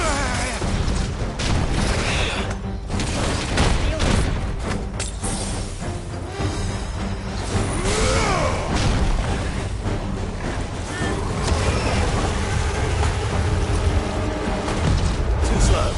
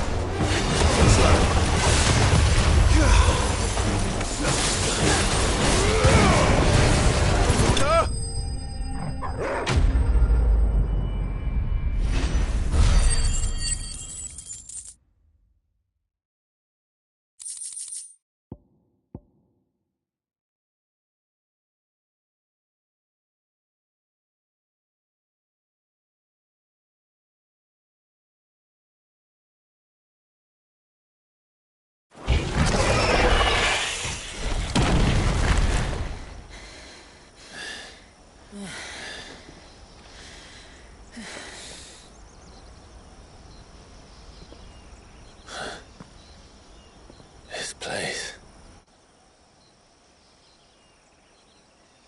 It's frozen. Just like the surge.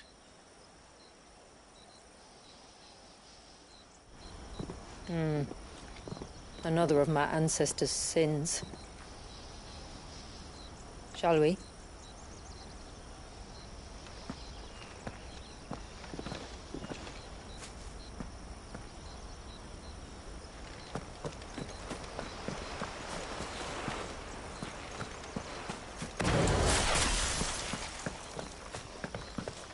The blue veil shows the extent of the spell's reach.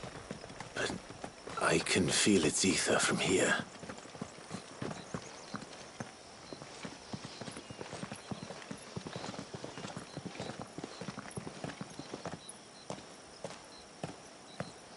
Shula, wait. Before we cross the threshold, I'd like to know a little more about how these magics work. I assume we'll be safe from their influence. We won't grind to a halt, if that's what you mean. The spell only affects the things that were present at the moment it was cast.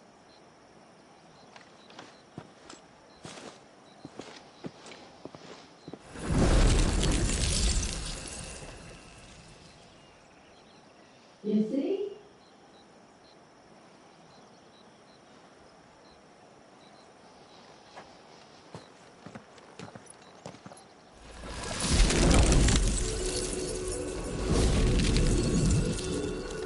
But if we can enter, that means other things can as well.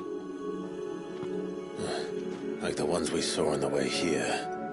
And worse, probably.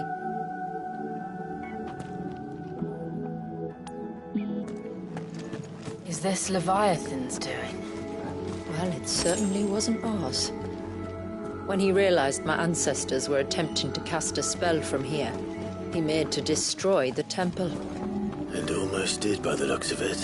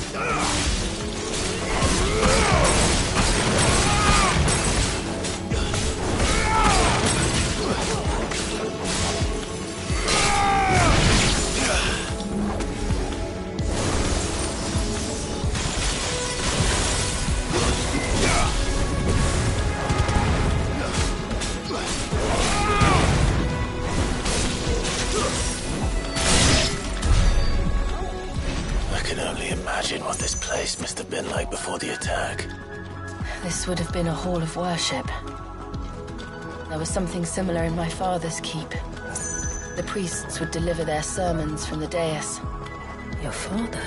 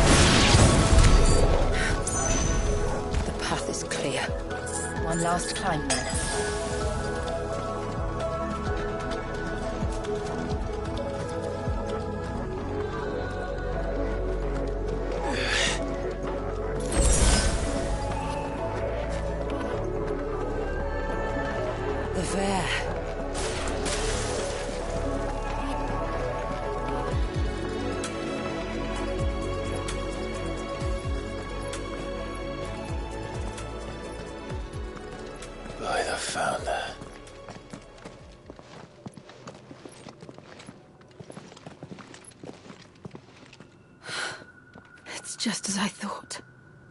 Jill, does this ether not feel somehow? Familiar, yes. I sensed it the moment we arrived, though I wasn't sure until now. You can feel it too, can't you, Clive? She's calling us. You don't mean the witch? I do. Though she was more than that. Much more. She was a dominant. A dominant who once commanded the icon that now resides in both me and Clive. Of course. I don't know why I didn't see it. Who else would have the power to freeze time? None other than Shiva herself. But for her ether to endure after all these years, it's almost as if...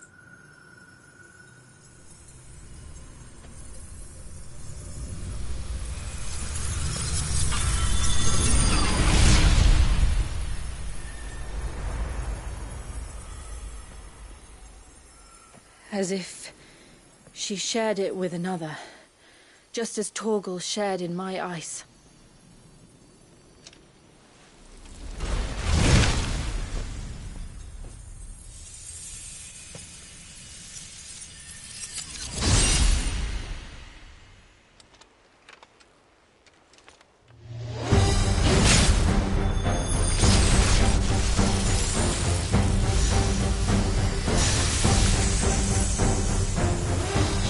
Companion.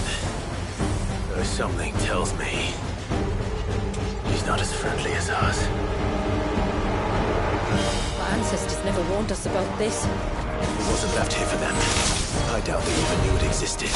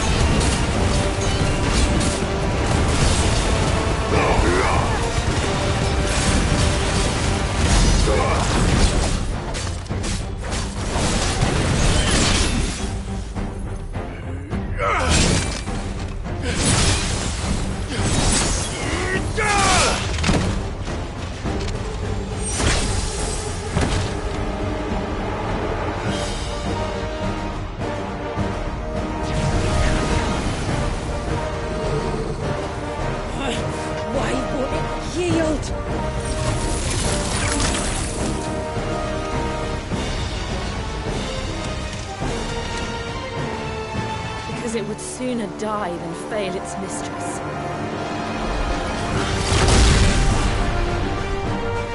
Then it leaves us no choice.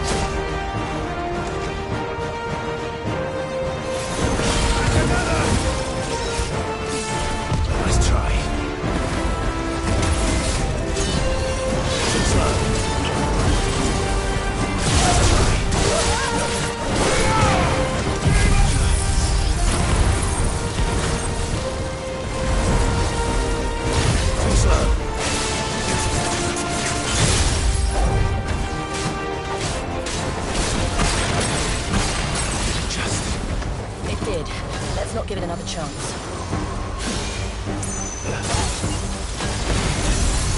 Nice try.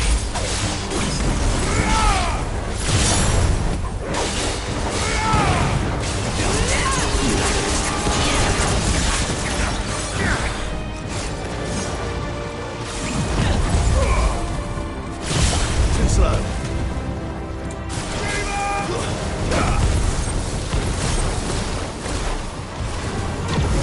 Nice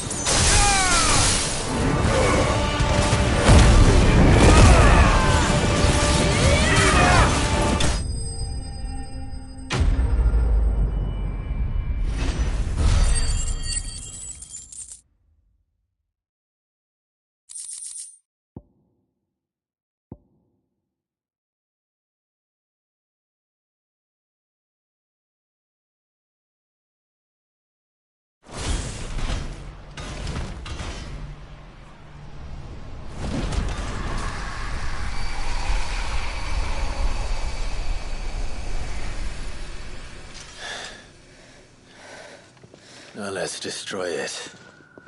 And put an end to this. Wait. The spell must be weakened, not undone. Isn't that what we came here for? Did you ever stop to wonder what might happen to the tidal surge if I unravelled the whole spell at once? I didn't think so. This is going to require a bit more finesse. From wind and light, water and earth, let the silent pall of mine ice.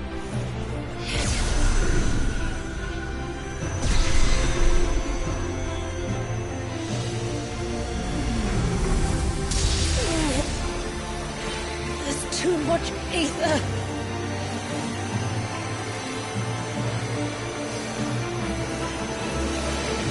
Here. Let me help. Let us help.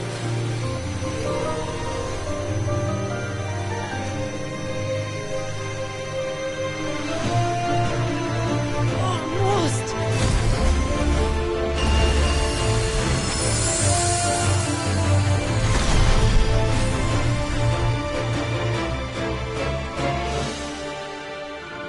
Did it work? I think so. The thread connecting this place to the child should be broken. Meaning Walyas should finally be...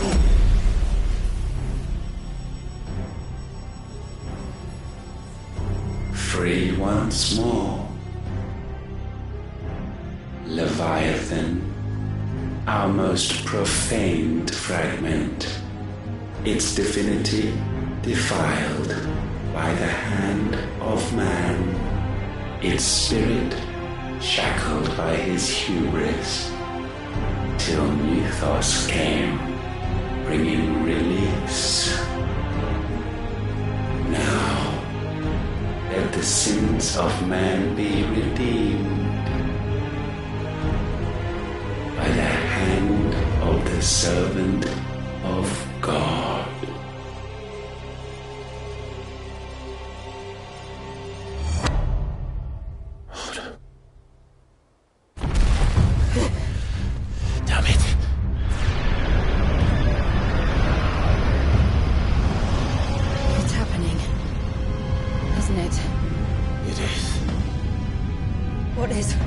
What's going on?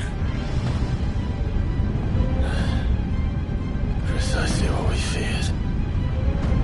Leviathan is out of control. No.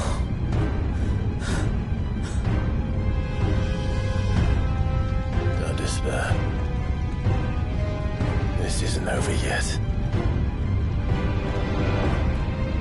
You should head back to the village and get everyone to higher ground.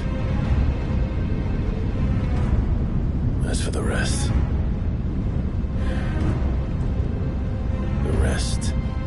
the Freed will handle.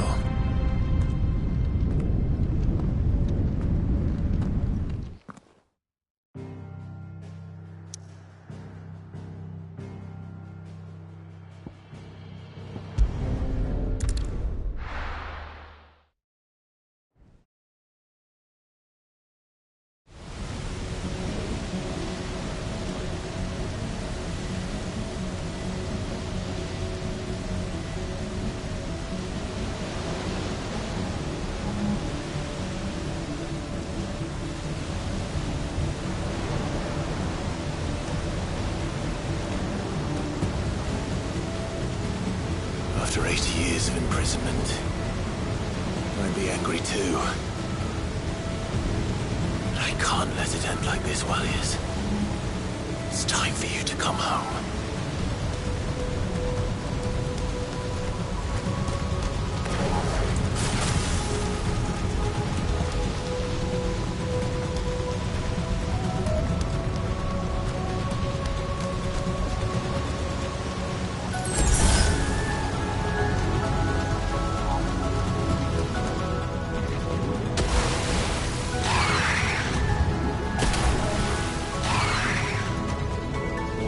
Things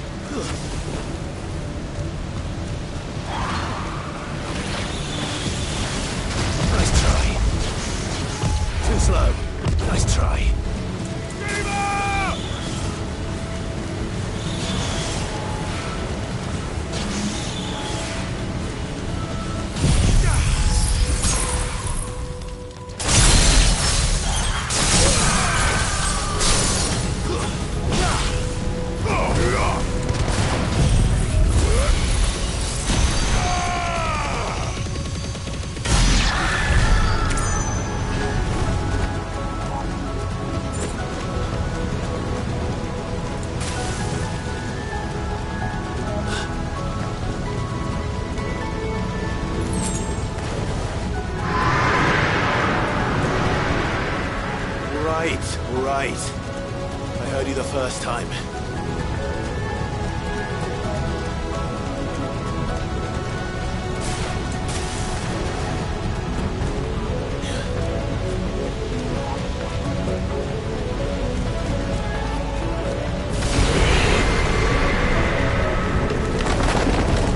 I'm not here to hurt you, Wallius!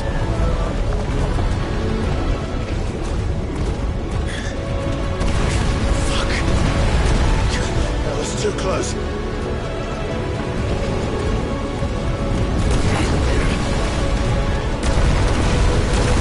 Enough!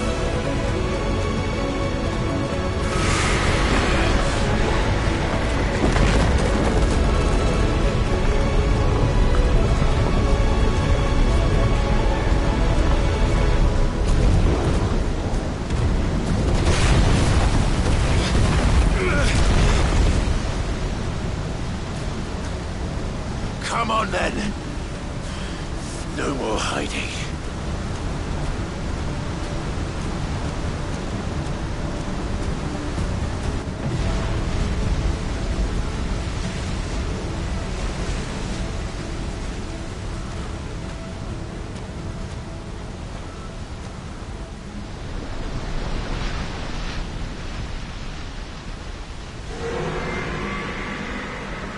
Wallius!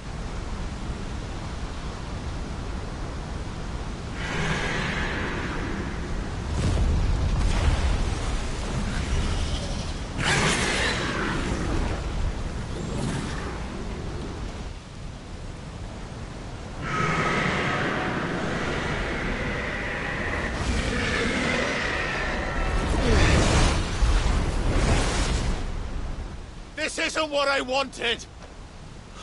I only hope you can forgive me.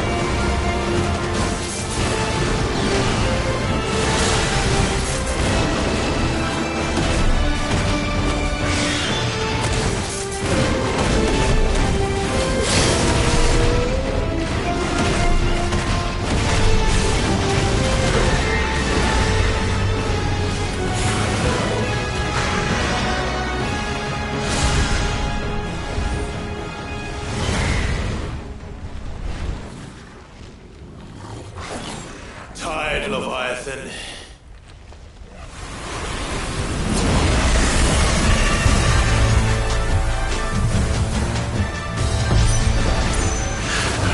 Stop this! I'm not here to play!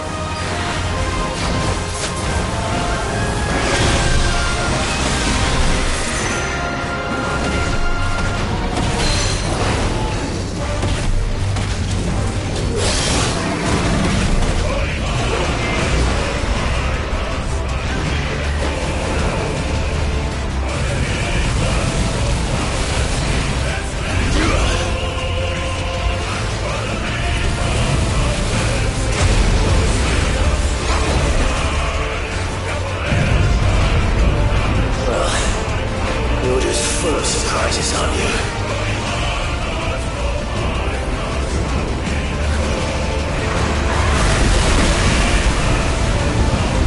Garuda will be proud.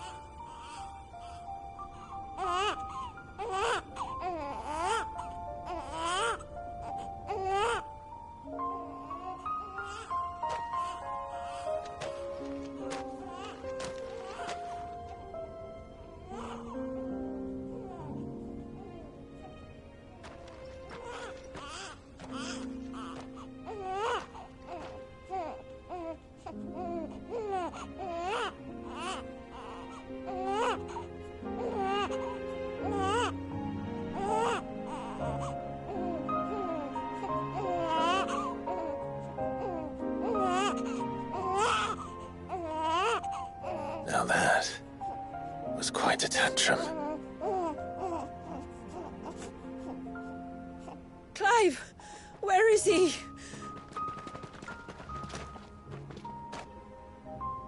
Well, yes.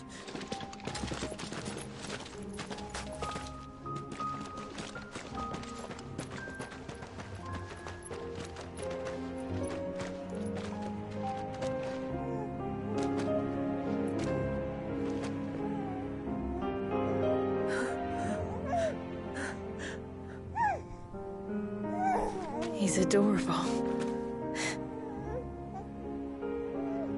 He is now. But did you see him a few moments ago? Clive, I don't know how to thank you.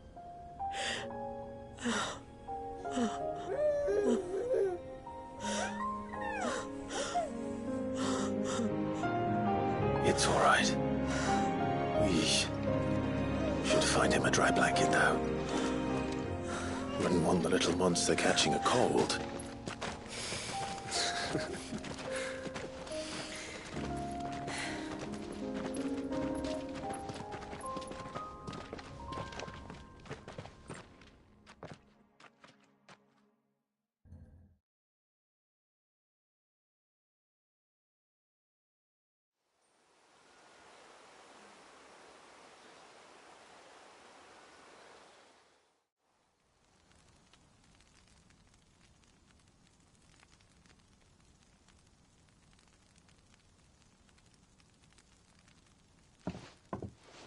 There. He's finally asleep. The poor thing had a long day. That makes two of us. So, what happens now? Now? Now, we make things right. How? By providing Walyas what he was denied. A place to learn and grow.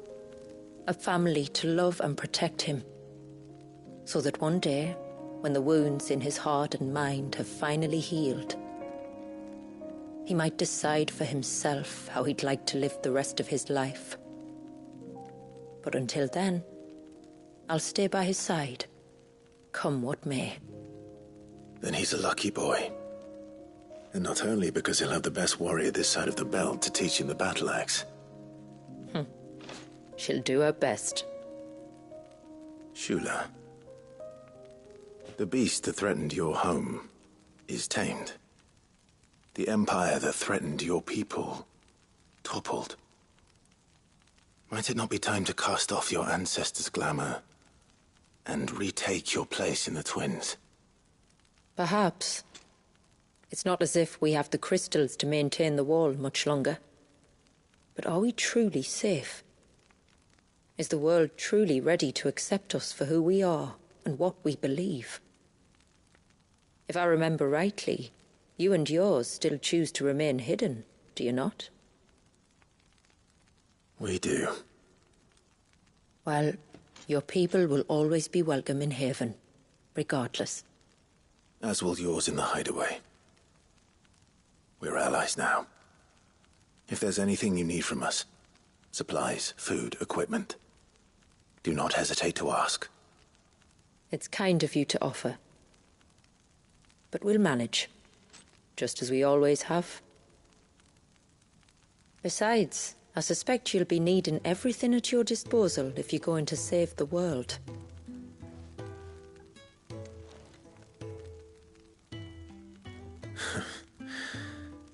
I fear much of it is past saving. The best we can do is strive to turn what's left into a world where we can all live as equals. A noble endeavor. And there'll be a place in this world for us, will there? For Walyas. For everyone. I swear it. Then we shall be waiting. Until the tides bear you back to shore.